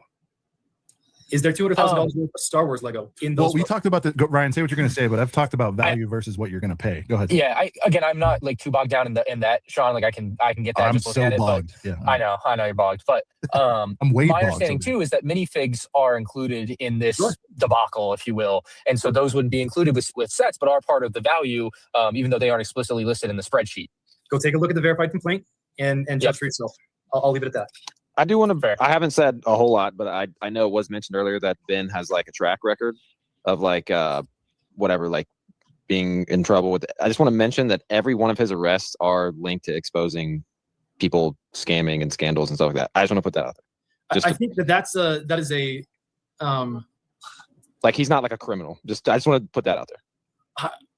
Is I don't know if you guys realize that it is an actual felony to impersonate a postal worker. And now I know in the court of public opinion that may be one thing, but there's reasons why that's a felony. That's what this is, Matt. If you take one thing away from talking to us tonight, like I get it. When perception meets reality, and you got to walk the line. I get it, but like when you guys say that, people are just like, "Oh, come on, like give the guy his money." You know what I mean? Like that's the whole thing. Yeah. When somebody walks into a store and tells an employee, "I'm here to kill you," no, that's stupid. And the thing you said about that hit close to home. Like that happened to my kid. They're dead too. I understand what you're saying. That's not funny. No, that's no nonsense. Yeah, that I get it. Goes past. When, again, somebody's trying to force their way into your home, that goes past the line. And actions have consequences. And I'll leave it at that. Yeah, no, I get that. No, 100%. All right. Final one. When it comes to your franchises being hurt so badly over this publicity, why is corporate not making things right, regardless of what happened, who's right or wrong, to protect your other stores that you care so much about? I'm glad I didn't have to take shots for freaking Sean super chats. Jesus Christ, we'd have been dead. Right. And I think, go ahead. but you're noticing the trend here. I alluded to it earlier, and now we're getting people paying crazy money to ask you that again. No, but they're asking you that again because like all of us are just like, dude, if we're worried about the threats and we're worried about the shakedowns and we're worried about this, like why didn't we just do a better job of making it go away? And will you be better next time? It feels like you guys are planning to. You know what? I've never once received from anybody in this situation, even though we've asked. I've never received a signed copy of the consignment agreement. All right. I have never received, despite asking for it, a true up of any of the documentation, receipts, or anything. So how do I even know what would be the right thing to do when they're at every opportunity where we have asked for documentation that has not been provided? Would you not have those receipts from having access to your sales system? Sure. Like, I is can that see not what something you just have? I can see what is sold. I don't know what he's been paid. So that's all between her and him. It's between her and him. And when somebody walks in off the street and says, "Hey, all of this is mine, pay me $40,000," I go, "Cool. Show me some receipts. Show me some evidence." Now, but while that's happening, Rome is burning. I keep getting back to this. I get it, but what? Yes, I'm aware, but it's tough because this process has been exacerbated across almost 2 years now. Yeah, and it's difficult again when the third party tactics become so hostile and so aggressive. See, I understand what he's saying. He's saying that you can't, someone can't just walk in your store and say, "Hey, you owe me 40 grand," and not have documentation, and then like, you know, you just give it to them. I get that, but at this point, it's been established that there was some sort.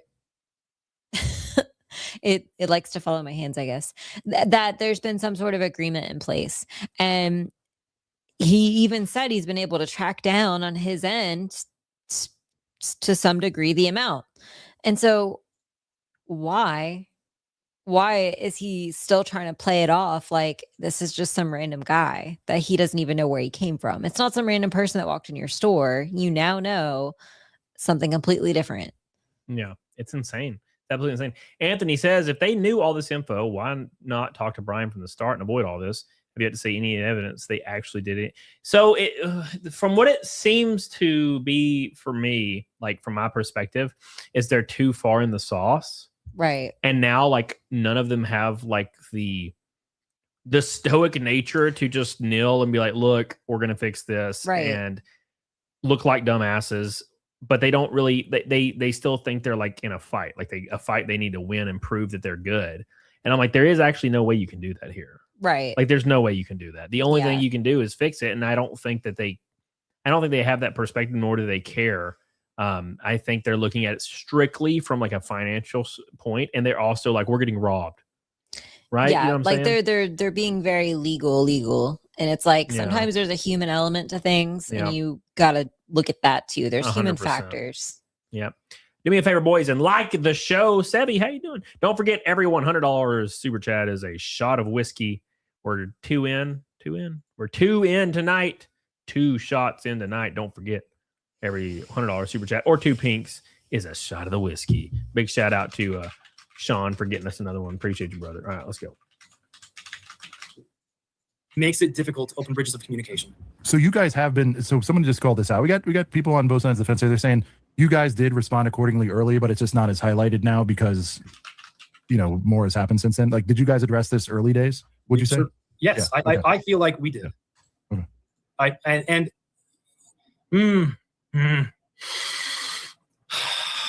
Take a breath. I'm trying to like, again, you guys, this is tough because like get fired over it. Say what you want to say. Yeah, well, I did, and I need to apologize. I don't swear very often, and I like when you do though, because it's fucking real. Let's go. What do you got? But I'm just, again, it is difficult to stick. How do I put this? I feel like, in general, I try to be a good person. And I tried to do the right thing. And I feel like I can go to bed at night saying I tried to do the right thing. Oh, maybe from his perspective, 50 or fifth. Trust me, my moral compass is superior. Fifth says, who's the guy on the bottom left? This is the COO of Bricks and Minifigs. And I'll put it that. I strive to be a good person. Mm. And I have tried my best to do the right thing. Maybe I'm wrong. Maybe I'm, you know, but I feel like that is where I am at with this, is that we have tried to do the right thing throughout this whole process. Here's where we're at on behalf of the community. We want this fixed. It's our little dorky corner of the universe. We want this fixed. So whatever that takes, self-reflection, corporate reflection, revising the rules and regulations, the agreements, we want it fixed and we want it to go away. We want everyone to leave this thing happy. Yep. I guess that's what I want. I can't speak for everyone. Some people want you guys done and burned and all that. I hope we can just get like a nice, happy, peaceful resolution to where kids and adults and everyone in between can hop into a BAM, get a few figs, and have a great day and carry on. And I also hope that, you know, there are reparations for the collection being lost, regardless of who's at fault. If it's individuals, if it's franchisees, Your guys' logo is on the wall, and it doesn't matter what you say, it doesn't matter what you do. It says BAM at the top of it, and you're going to be associated. I talked about, like, I have kids. I'm responsible for my lineage no matter what, and they are part of that. It's got to be fixed. And I hope you guys get in a room, sort it out, and then throw a big BAM brick party afterwards. Whatever needs to happen. If I can just give one last shout out, Yeah. Our franchisees are the best.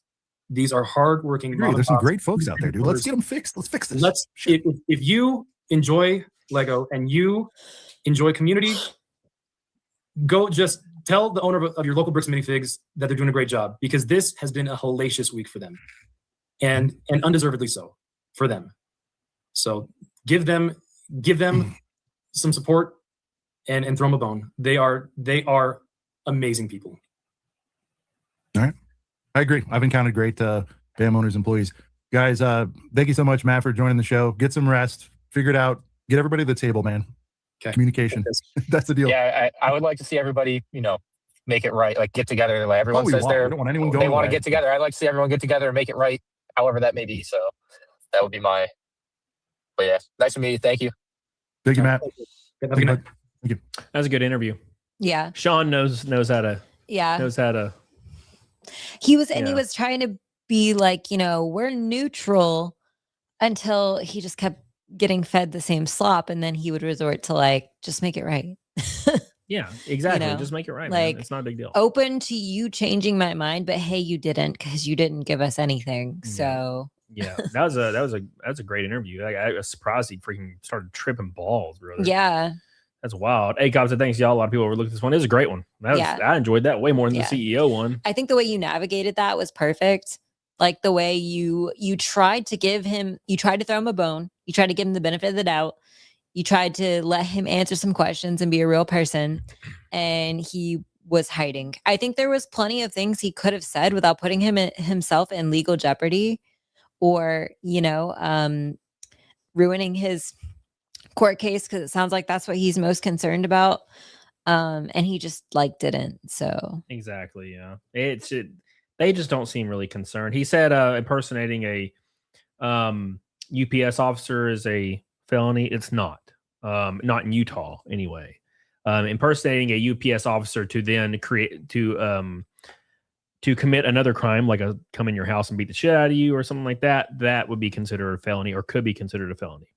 which is what he was alluding to. He was alluding Yeah. to the fact that, like, apparently this guy was trying to get into his house as a UPS driver to beat the crap out of him. And I'm like, no, he probably just wanted to talk to you. Or serving Which papers it or tells something, me, it tells me that if this guy was having to go to such great lengths and do all of this crazy stuff to try to get in your house, it seems to me that you were not communicating with him, Yeah. like, what other motivations could he possibly have? Yeah. Somebody in the chat said USPS. USPS, it is a felony. I thought he said UPS, but maybe he said USPS. At any rate, doesn't really matter. It said we got downvoted to hell in these videos. I don't know what the tourists on our channel expected. They won't ever say, yeah, we did it. That is weird. Yeah, that's surprising you got downvoted. Really? People are just very black and white on the internet. Like, if you don't take the popular stance to the nth degree, and at any point you make it sound, even if it's for the benefit of that group, you make it sound like you don't 100% agree with them, which, of course, in this case, it was an interview tactic. People just go crazy. They they jump on you just like they would as if you were the person that did the bad thing. So yeah. So you got their video did get downvoted the fucking back. That's so weird. All the comments are supportive. Maybe they misinterpreted your channel, Sean, for like that guy's channel, like the COO or something, or Bam's channel or something. Maybe. That's so weird. Or maybe that company paid That's bots to downvote. Maybe They're That's trying weird. to they're trying to scrub the internet a little bit, push this stuff under the Yeah, rug, that's because very it strange. doesn't get recommended, right, when it's downvoted. Yeah. Yeah. Weird. That'd Yeah. be crazy. Well, hell yeah. Make sure you guys go subscribe to a Cobb. They're doing a great job over there. I've been watching like every interview they do. That's awesome. They've been kicking ass. Here's the link. We have a few minutes before our DoorDash gets here, and we hop the hell off here. We're exactly halfway to Naked Snake right now. Every Red Boy is a shot of whiskey. So thank you guys for that. Every two Pink Boys as well. Shout out. Go subscribe to ACOB. Did a great job. 50 says, I think he's softball and he's not a guy who deserves a quarter. So here's how I see that, right? Fifth. Because I kind of got that. I got accusations of that a little bit when I did Sydney Watson. But I was just wanting to hear what she had to say. And I didn't really know, like, is she like a negative party in this? I don't think she is. She's trying to tell her story about how she was negatively affected by this. And there was people saying you should have drilled her. And I'm like, I don't think she would have left like the first second. Yeah. I called her a liar. I think she would have dropped the fuck out of me. Sometimes if you want to like, if you want to interview somebody that's problematic, you gotta like not you gotta go for navigate their it. throat immediately. You got to navigate it. You for need to, sure. yeah, you need to get something out of them. You can't get anything out of them with vinegar. Yeah, dude, 100%. Yeah, it's hard. It's because that's the whole point is you don't want them to dip but leave, right? And that's like the biggest thing you don't want. Do me a favor, guys, and make sure you hit the like button on the stream. We had a lot of people hanging out tonight. Hit the like button as hard as you freaking can. Spam it to death and back. And let's get the hell on it, doggone it. We have had Naked Snake for 626 shows in a row. We're halfway there with a couple minutes left to make it 627 and a couple shots of whiskey on the board to keep it going. What does that DoorDash say, by the way? They still waiting? It's almost here. Oh, shit. Well, damn. Rest in peace. Well, rest in peace. Let's shout out some of these people tonight. Appreciate you guys so much. Where'd you go? Sean being the top dog. What the hell? That's never happened. Thank you, Sean. I appreciate you. Hey, he gets to be number one for once. He's finally number one. He was number one. Shout out to Billy. Shout out to Game on Metalon. Phantom. I appreciate you guys for all the support tonight. You guys are goated as hell. Thank you. It's always going to die when I'm here. I am the problem. I'm the common denominator for Snake Streak dying. You are the problem. It was your fault. It's your fault. Me. Hi. Nicole says, surprise y'all. So live, I just got home from taking my son to see TADC. I'm trying to think of who that would be. Our theater was sold out at adjacent seats both. Theater. TADC. Oh my gosh. Is there a movie? Oh, I'm trying. The Amazing Digital Circus. Oh, there you go. Appreciate you. Hope it goes well. Also, fuck the American Force PD and bam, CEO. Yeah, I agree, man. Oh my God. Thank you. Appreciate you. Thank you. Sean is number one. Billy's like, I'm number one. You know what, Billy? Let Sean have it. Okay. Let him have some glory in his life. Come on, brother. Let him feel something for once. As a reward, I shall send him new ramen. I've been sending him basically a monthly ramen subscription of my favorite ramens because I like to make people try things that I love. Look at that. Suck it, Billy. Damn. There you go, Billy. Now it's over. Now it's legit, Sean. Damn, son. You tried, you failed. Thank you. Appreciate you, Sean. Appreciate you, brother. Got us 220 away with a couple minutes left. Appreciate you, Sean. Appreciate that, man. She ordered Whataburger. What the hell? Bro, it's like midnight. What do you think's open? That's true, I guess. That makes sense. It is true. This was a last-minute stream, so it was like very last minute. I was fixing her camera, no shit, or trying to fix her camera for hours, and then I just grabbed my one from my music studio, and it worked. I was like, all right, we'll do that then. So it was very, very sad. Sean says, yay, new ramens. Yeah, Sean, you mentioned liking oysters and seafood when we were playing WoW. So I was like, I know the perfect ramen for him. What is that? That one that I've been making that has the udon noodles. It's like neo-giri or something. Yeah. Yeah. It makes sense. Over on Rumble, Mustang 1 says, if Naked Snake is going to die, can we bring in his Latino cousin, El Naked Serpentio? It's just Cody with a mustache and a sombrero. Hell yeah, brother. Hell yeah. Then we can play the what is it called? I have it here. It's the Spanish snake right here. Come move. This one. Yes. Oh my gosh. It's off-brand. It's like when my parents would buy fruity spins instead of Fruit Loops. Yep. What's up, Team Ray? How you doing? She's the Symphony Bar lady. Yeah, dude, that shit was great. Yeah. Great as hell. We love a symphony bar. All right. I ate the rest of the seafood, but oysters are snot. Ooh. I got pancakes for our dessert from. I can't eat any shellfish. It'll kill my ass. I said pancakes. Nicole says, well, it's a good thing you fixed your camera so we have some eye candy to look at. Just getting you both gorgeous. Thank you. Appreciate you. Thank you. All right, boys. Let me pick a raid path here. Make sure you guys like the show on the way out. Where is that? There it is. All right, make sure we're good to go here. Boop, boop, boop, boop, boop. I see one. I see one. Oh, Mr. Philip Chan. Oh, yeah. Oh, yeah, RLC Tech. It's been wild as hell. It's been wild as hell. All right. Now, big shout out to all the boys. Appreciate you guys so much. We got 2 shots of whiskey tonight for the drinking stream. Appreciate you guys. We got to pull up the tombstone now. Officially this time. Every time it, like I think it was last night or the night before last, I streamed and hold on. And the snake streak was like dead. And I was like, all right, cool. And I'm gonna pull up the tombstone, I played the music, and then like fucking like $300 came in like 2 seconds. And I was like, all right. Gotta give it the last chance. Double whammies or nothing. Where is it at? Here it is. There it is.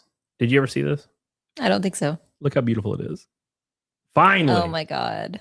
All It's right. ridiculous. All right. Technically, some pancakes are pretty much caviar when you think about it. That's gross. That's gross. Yeah, it's kind of gross. All right. 5 years of naked snakes. Get the hell on it, doggone it. Appreciate you guys. The year still counts. I didn't put a month on it, which was very smart because it got saved when I made it. And I was like, well, shit.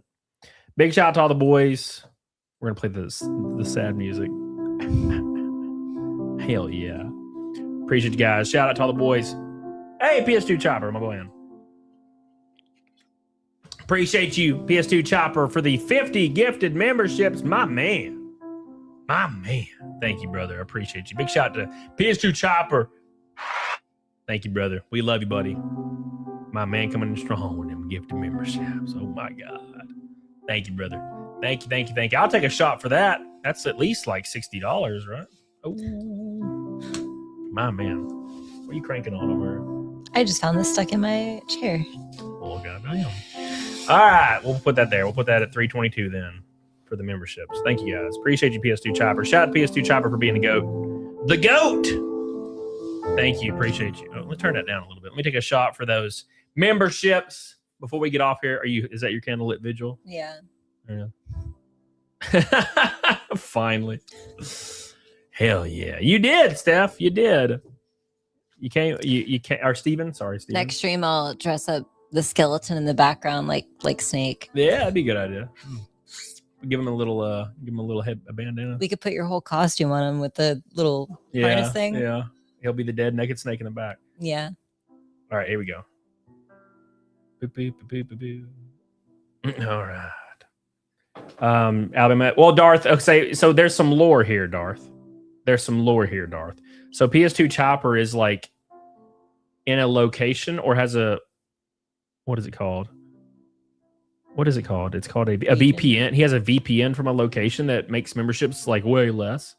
So I usually just count them as dollar amounts. That's what I usually do. I could be completely wrong about that, but I'm pretty sure I'm correct.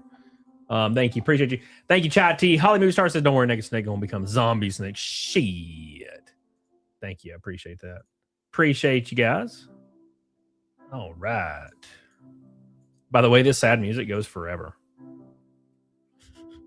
Just forever and ever. Yeah. It just goes forever. Like I let it play the other night and it was like 10 minutes. And I was like, what the hell? Why is it still going? All right. /cheers, PS2 Chopper. I appreciate you. I'm gonna give you a little shot for the gifted memberships. Appreciate you, brother.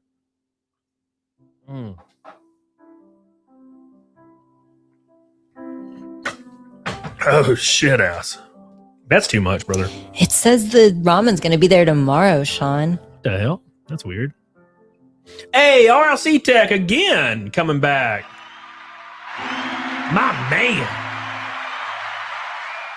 He said, fuck it. Appreciate you, brother. Thank you, my man. RLC Tech trying to make it happen, getting us 150 away. Is there a DoorDash here yet? Yeah, it's sitting on the front porch. Oh, shit. Oh, damn. I didn't know. I thought it was still on its way. Thank you, RSC Tech. I love you, buddy. I appreciate you, brother, for all the love and all the support. Maybe if I leave, you'll get to take more shots. Oh, I don't know if I can do any more. Adieu, Due Dembala. Give me the power, I beg of you.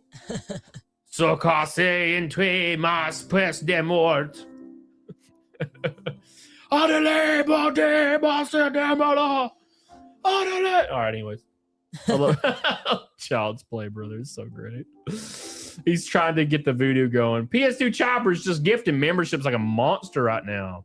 Look at them all. Look at him. Spamming the chat. Jesus, brother. How many did he do? Oh, man, I gotta move over here. Squish. Look at Squish over here. 100. I don't even know. Theirs just keeps going. They just keep going, brother. That's at least a shot. He gonna charge these back and ruin my life. Watch. It's YouTube's loading. It takes a minute for it to load. Oh my, he just keeps doing it. He just keeps doing it. God. Someone call an ambulance for my boy. Oh my God, another one. I don't even know how many there are. Jesus, Mary Joseph. 250. That counts. 250. 260, actually, technically speaking. Is that right? God, Jesus. That's going to break the new record for memberships. Hot diggity damn. I think you should have to do Fight Milk for that. No. All right, now, listen.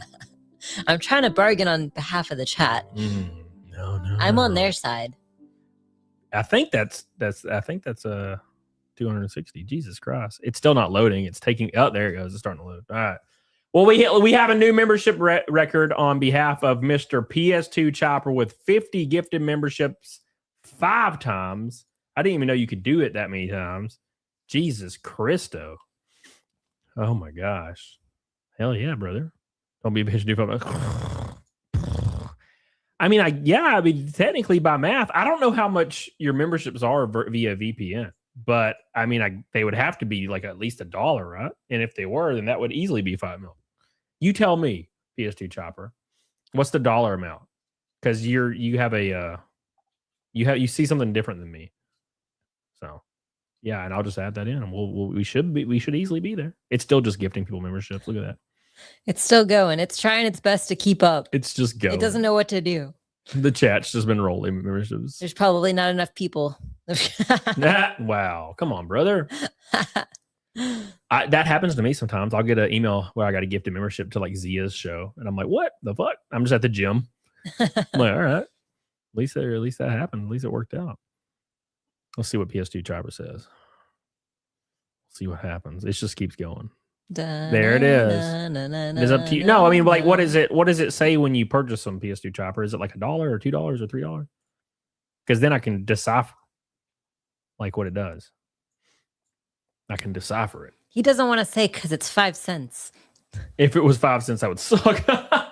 I'd be like, oh, 48 cents. It's like, oh, all right.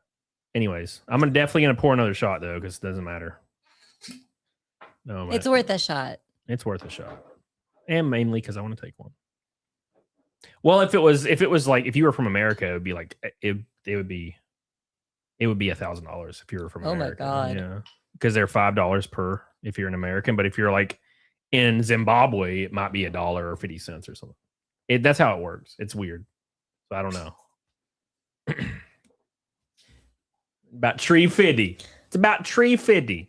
We're gonna take a shot for Mr. $3.99 for America. All right. Well, PS2 Chopper, let me know, and then we'll go. We're gonna take a shot for PS2 Chopper regardless. Appreciate you. Thank you, buddy. We love you. We almost got more memberships than we got dollar amounts. Oh. Look at PS2 Chopper. What the hell did I do to you to deserve this, PS2 Chopper? God, he's going crazy.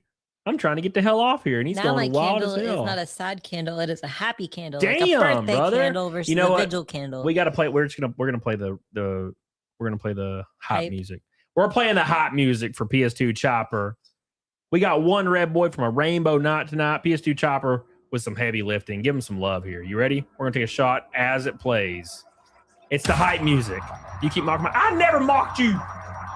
Okay. PS2 Chopper. You guys ready? You gotta take one too. Come on, give me your thing.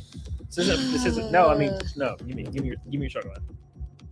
Give me your shot glass. Am I? You know, I'm not gonna pour it. No. We gotta get rid of the small bottle first.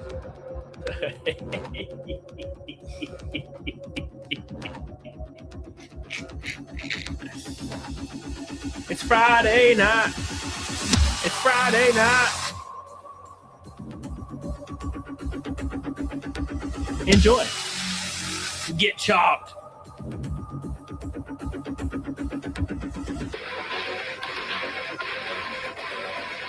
PS2 chopper, everybody. You guys ready? Ready?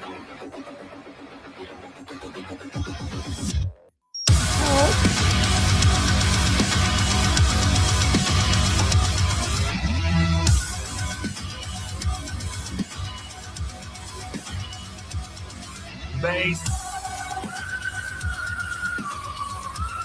Let's get the bees. Let's get the bees going, boys. The bees.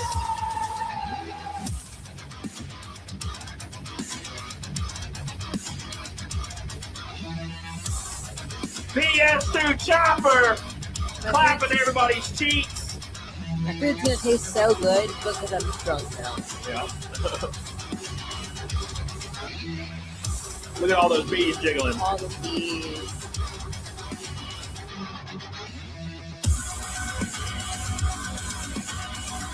Everybody give PS2 Chopper some love for going hard as hell tonight with 260 gifted memberships.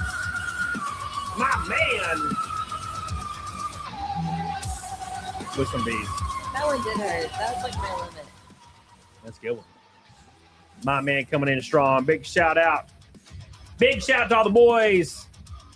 We didn't get a red boy, but we got a bunch of pink boys and a metric fuck ton of memberships. Thank you so much, brother. Oh my gosh. Oh, wow. Steven, I'm sorry. Oh, God. Oh, who the hell's this? Who's this? I don't know. Help. Help. Oh, no. Oh, be no. spicy. Oh, why do you guys always do this at the end? Now I won't even taste my food. It was going to taste great, but now it's just, I'm not even going to taste it. It's name 530. You ready? Here we go.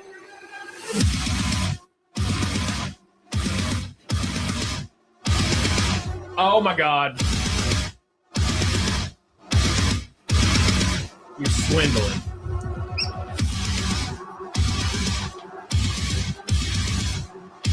Oh my God.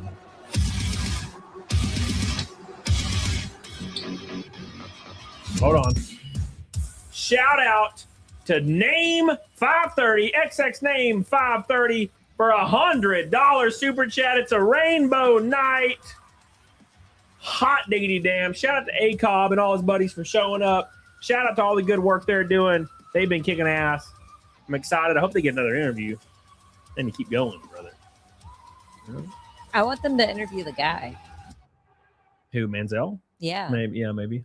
They might. I don't know. They might have done that. I only started watching when they got the CEO on. So, but I don't know. Well, tomorrow night we'll pull up and see first if But I do need next time they do one, they bring my dumb ass on. Yeah. I'll be in the corner. Hey man, why you a bitch? They immediately leave. I'm sorry, Cobb. They didn't get anything from him last time, so you might as well harp on him this time, right? I'm sorry, Cobb. I fucked up. Sean, forgive me. He's gonna be like, why? The first thing you did was call him a bitch. Yeah, I thought it was a good idea at the time. All right, we're taking a shot for Name X. Appreciate you, brother. What a beautiful man. Shout out to PS2 Chopper for 260 memberships. And I have to put this out there because it's hilarious. We had 260 gifted memberships tonight. And they're all from PS2 Chopper. I have to buy this dude dinner someday. We should get him a trophy. It'd be funny. It's just me, like, as a naked snake and like a little gold trophy. No, it's just a Goomba. Oh. No, I do have a Goomba tattoo. Have you guys ever seen my Goomba tattoo? I'll show you my Goomba tattoo real quick. How are you going to show them your Goomba?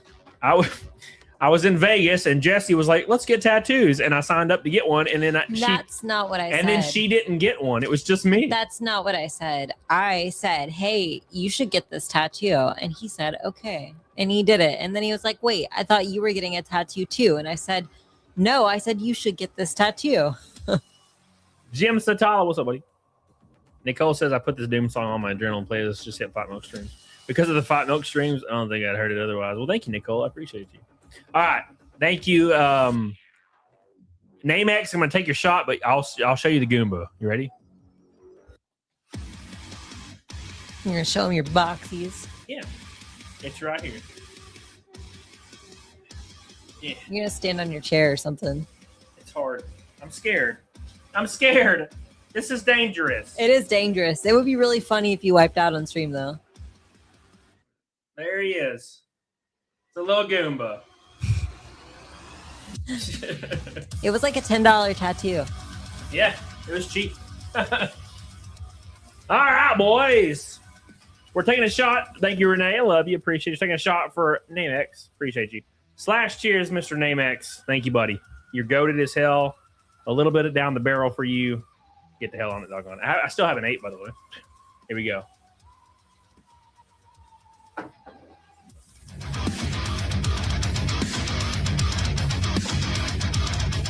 Somehow the whiskey from this big bottle tastes worse. I'm out. I'm out. Some of my Mio water? No. Yes, thank you.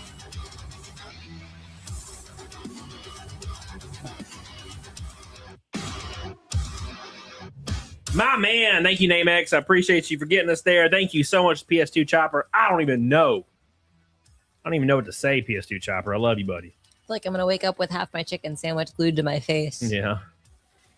Billy Hatcher says, "Naked Snake at the end. Do it." I'm doing it. I promise you, it totally was saved. Even if PS2 Choppers memberships were 25 cents a piece, it would still be saved. Yeah. It would still be saved. Yeah. Doesn't matter. Thank you, brother. I appreciate you. You'll get that food in the porch, Navy vet. No! Before the ants get it. You can go get it.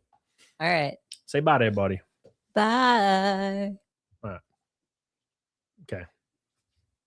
All right. Bye. Oh, no. I was so close.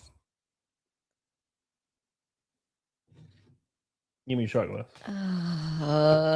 Come on, brother. Come on, brother. No. No. This is Sean's fault from ACOB for sure. This is alcohol poisoning. Damn you, Sean. This is elder abuse. It's Sean from ACOB's fault. He drank the Coors so we could drink the whiskey. That's how it works. NameX.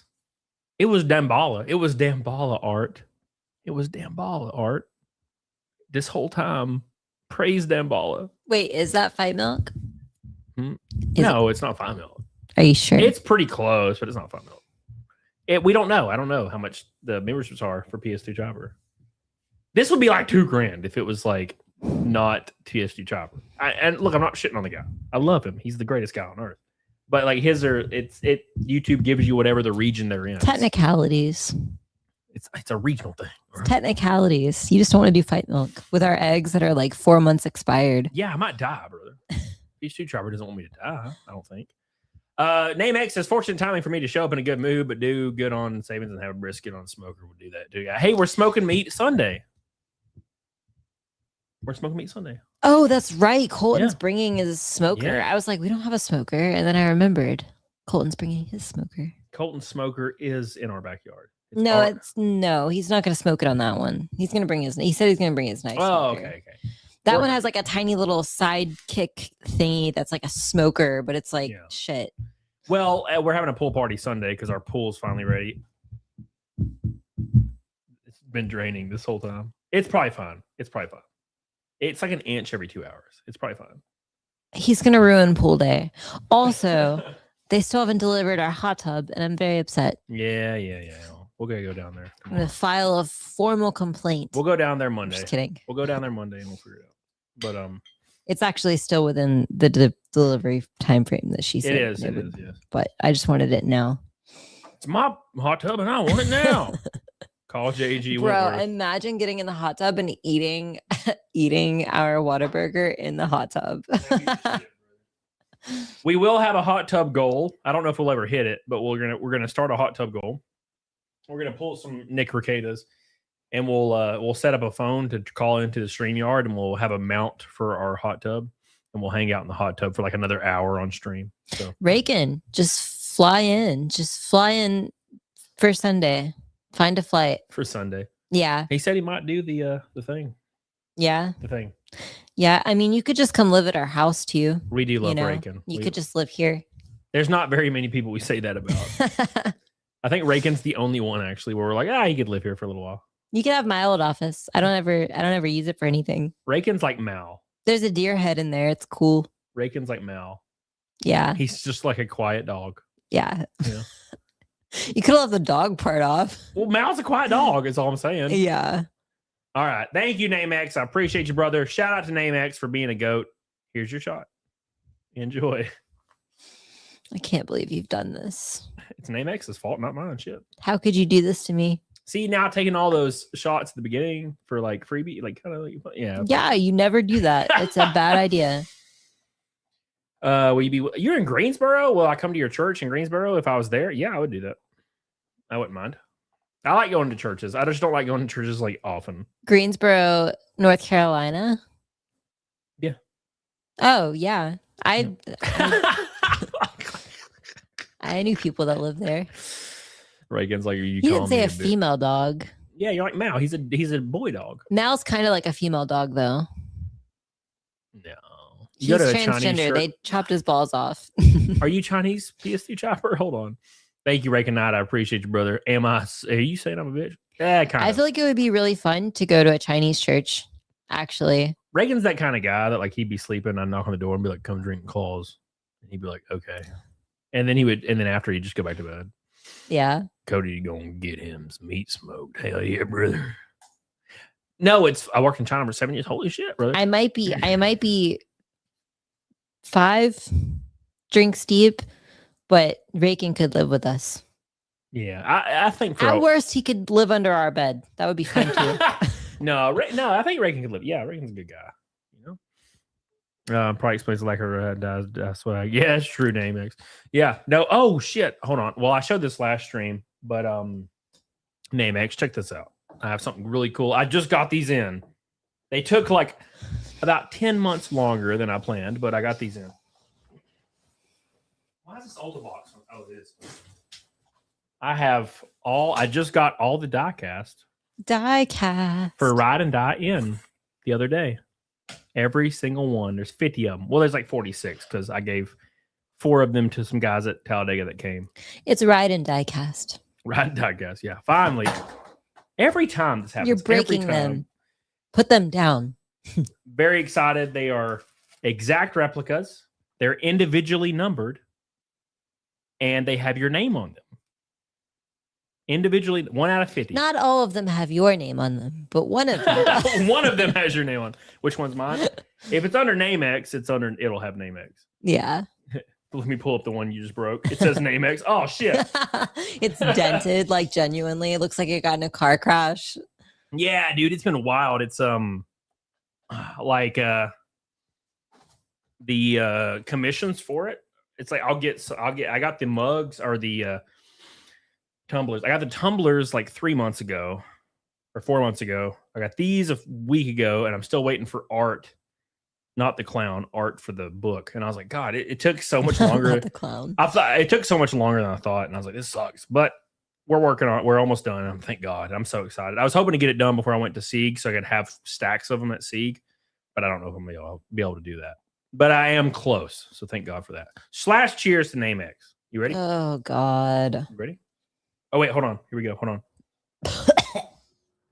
Wait, I'm just turning the music again. I might throw up. 30 likes from 300, by the way. Here we go. You guys ready? / cheers to NameX. I love you. I appreciate you. Get the hell on it. Oh, yeah. Here we go. Ready? Go.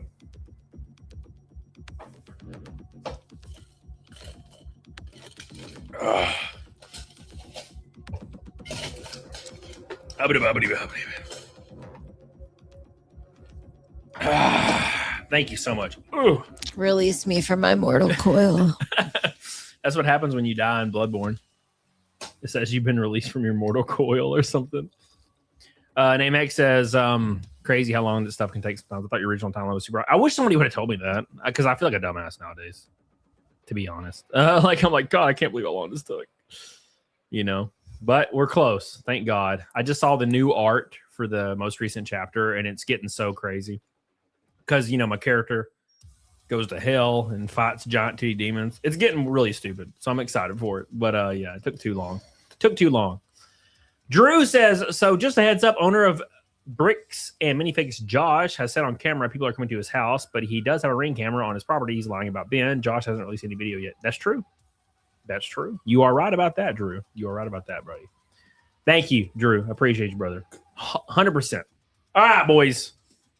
We're going to get the hell off here. Yeah. Before I get too drunk, bro. That's like 6, I think, now. You're going to have to get the food and you have to bring it upstairs. I think you have I to took eat it in bed. I think 2 of the shots I took were without you, though. No. We release you from your human bonds. Calypso. Are you going to whisper that in my ear sensually? You didn't say it right. You didn't say it right. Like, remember how he's like, you have Yeah. to say it sensually. And then, You like, didn't say it right. Barbossa's like, Calypso, I release ye from your mortal And then he bond. goes, Calypso. Yeah, he's like all I sexy. release you. That's good for that guy. Yeah. Good for that guy he's that's like cute. not a big time actor at all. Thank God for that I guy. love that guy. I've seen him in one other thing and he was like a minor character. And I'm like, man, that'd be awesome. Show my kids, like, there's me with a fake eye. That's me. That'd be awesome. Thank God for that guy. All right, Chai T, I love you. I'm going to do Naked Snake. Go get the food. I'm going to do Naked Snake. Down the stairs. Yeah, just slide. Get on your ass and slide down there. Okay. Like Loki used to do. Bye. Bye, everyone. Okay. Forever. All right, get out of here. Go on. I removed you. Go. All right. Thank you, guys. Appreciate you. He was in the British version of the Office. He was. Yes, that's another thing I saw him in. I saw him in something. I think I saw him in an episode of Black Mirror. You all right? You all right? Don't fall over. Leave him alone. Thank you, Renee Galarza. I appreciate you. All right, okay. I'm going to do Naked Snake and get off here. Thank you guys so much for keeping the dream alive. Thank you, Namex. I love you. I appreciate you. Thank you, everybody, sticking around and hanging out with your boy. You guys are goated as hell. Thank you. I love you and I appreciate you. PS2 Chopper, by the way. What the fuck, brother? Thank you, buddy. It's time for Naked Snake.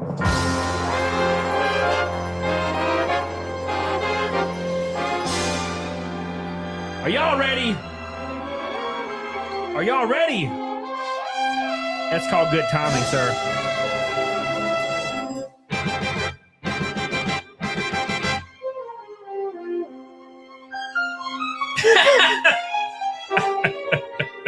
All right, okay.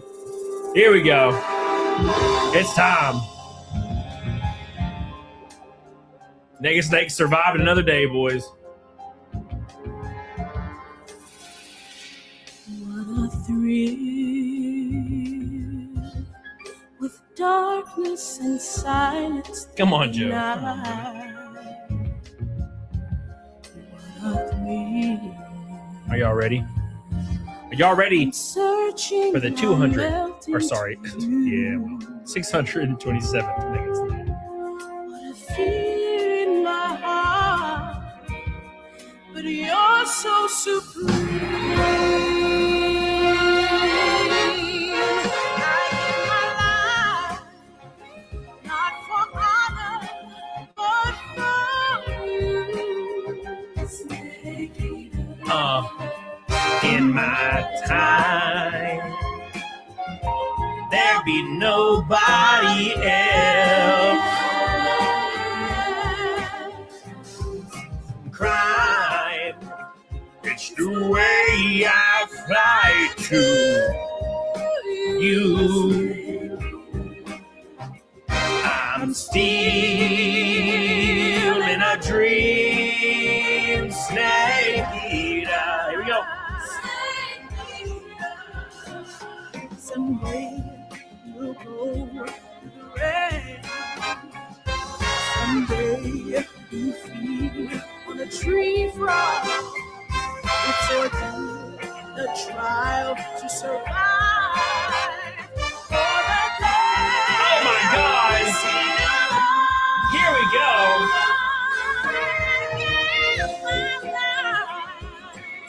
Not for honor, but for you. Renee Galarza. In my time, there be nobody else.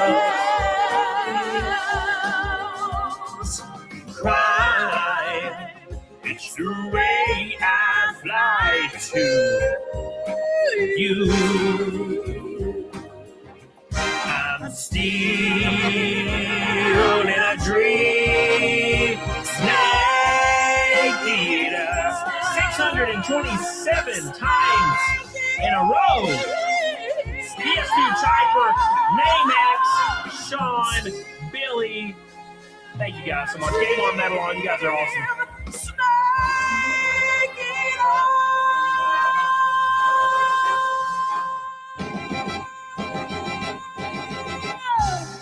Unbelievable.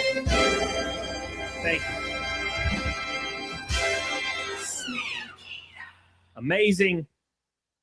Thank you guys so much for all your love. All of my love. Thank you guys. Let me. There he is. We're gonna raid minimal effort tonight. Chai T, thank you for the jewels. Thank you, Darth. Appreciate you. Awesome show tonight. I'll see you guys tomorrow for the Saturday show. Get on it, doggone it. Shout out to PS2 Chopper. Shout out to Namex. Insane support. Tomorrow will also be a drinking show because it's the weekend. And I'll see you guys on that one. Say Cam Raid in the chat. I'll see you guys over there. Get the hell on it, doggone it. And thank you guys so much for always hanging out with your boy. Make sure you do me a big favor. Follow me on Kick. If you're not a sub, become a sub on Kick. What time? It'll be 8:30 or 9 p.m. Central. Today was later because I was trying to get her camera working. But now we have a camera option, so we're good to go. Thank you, Chris Tabor. Appreciate you, brother. Appreciate you. I'll see you guys over there. Say Cam Raid in the chat. Hell yeah, get the hell on it, doggone it. Hell yeah.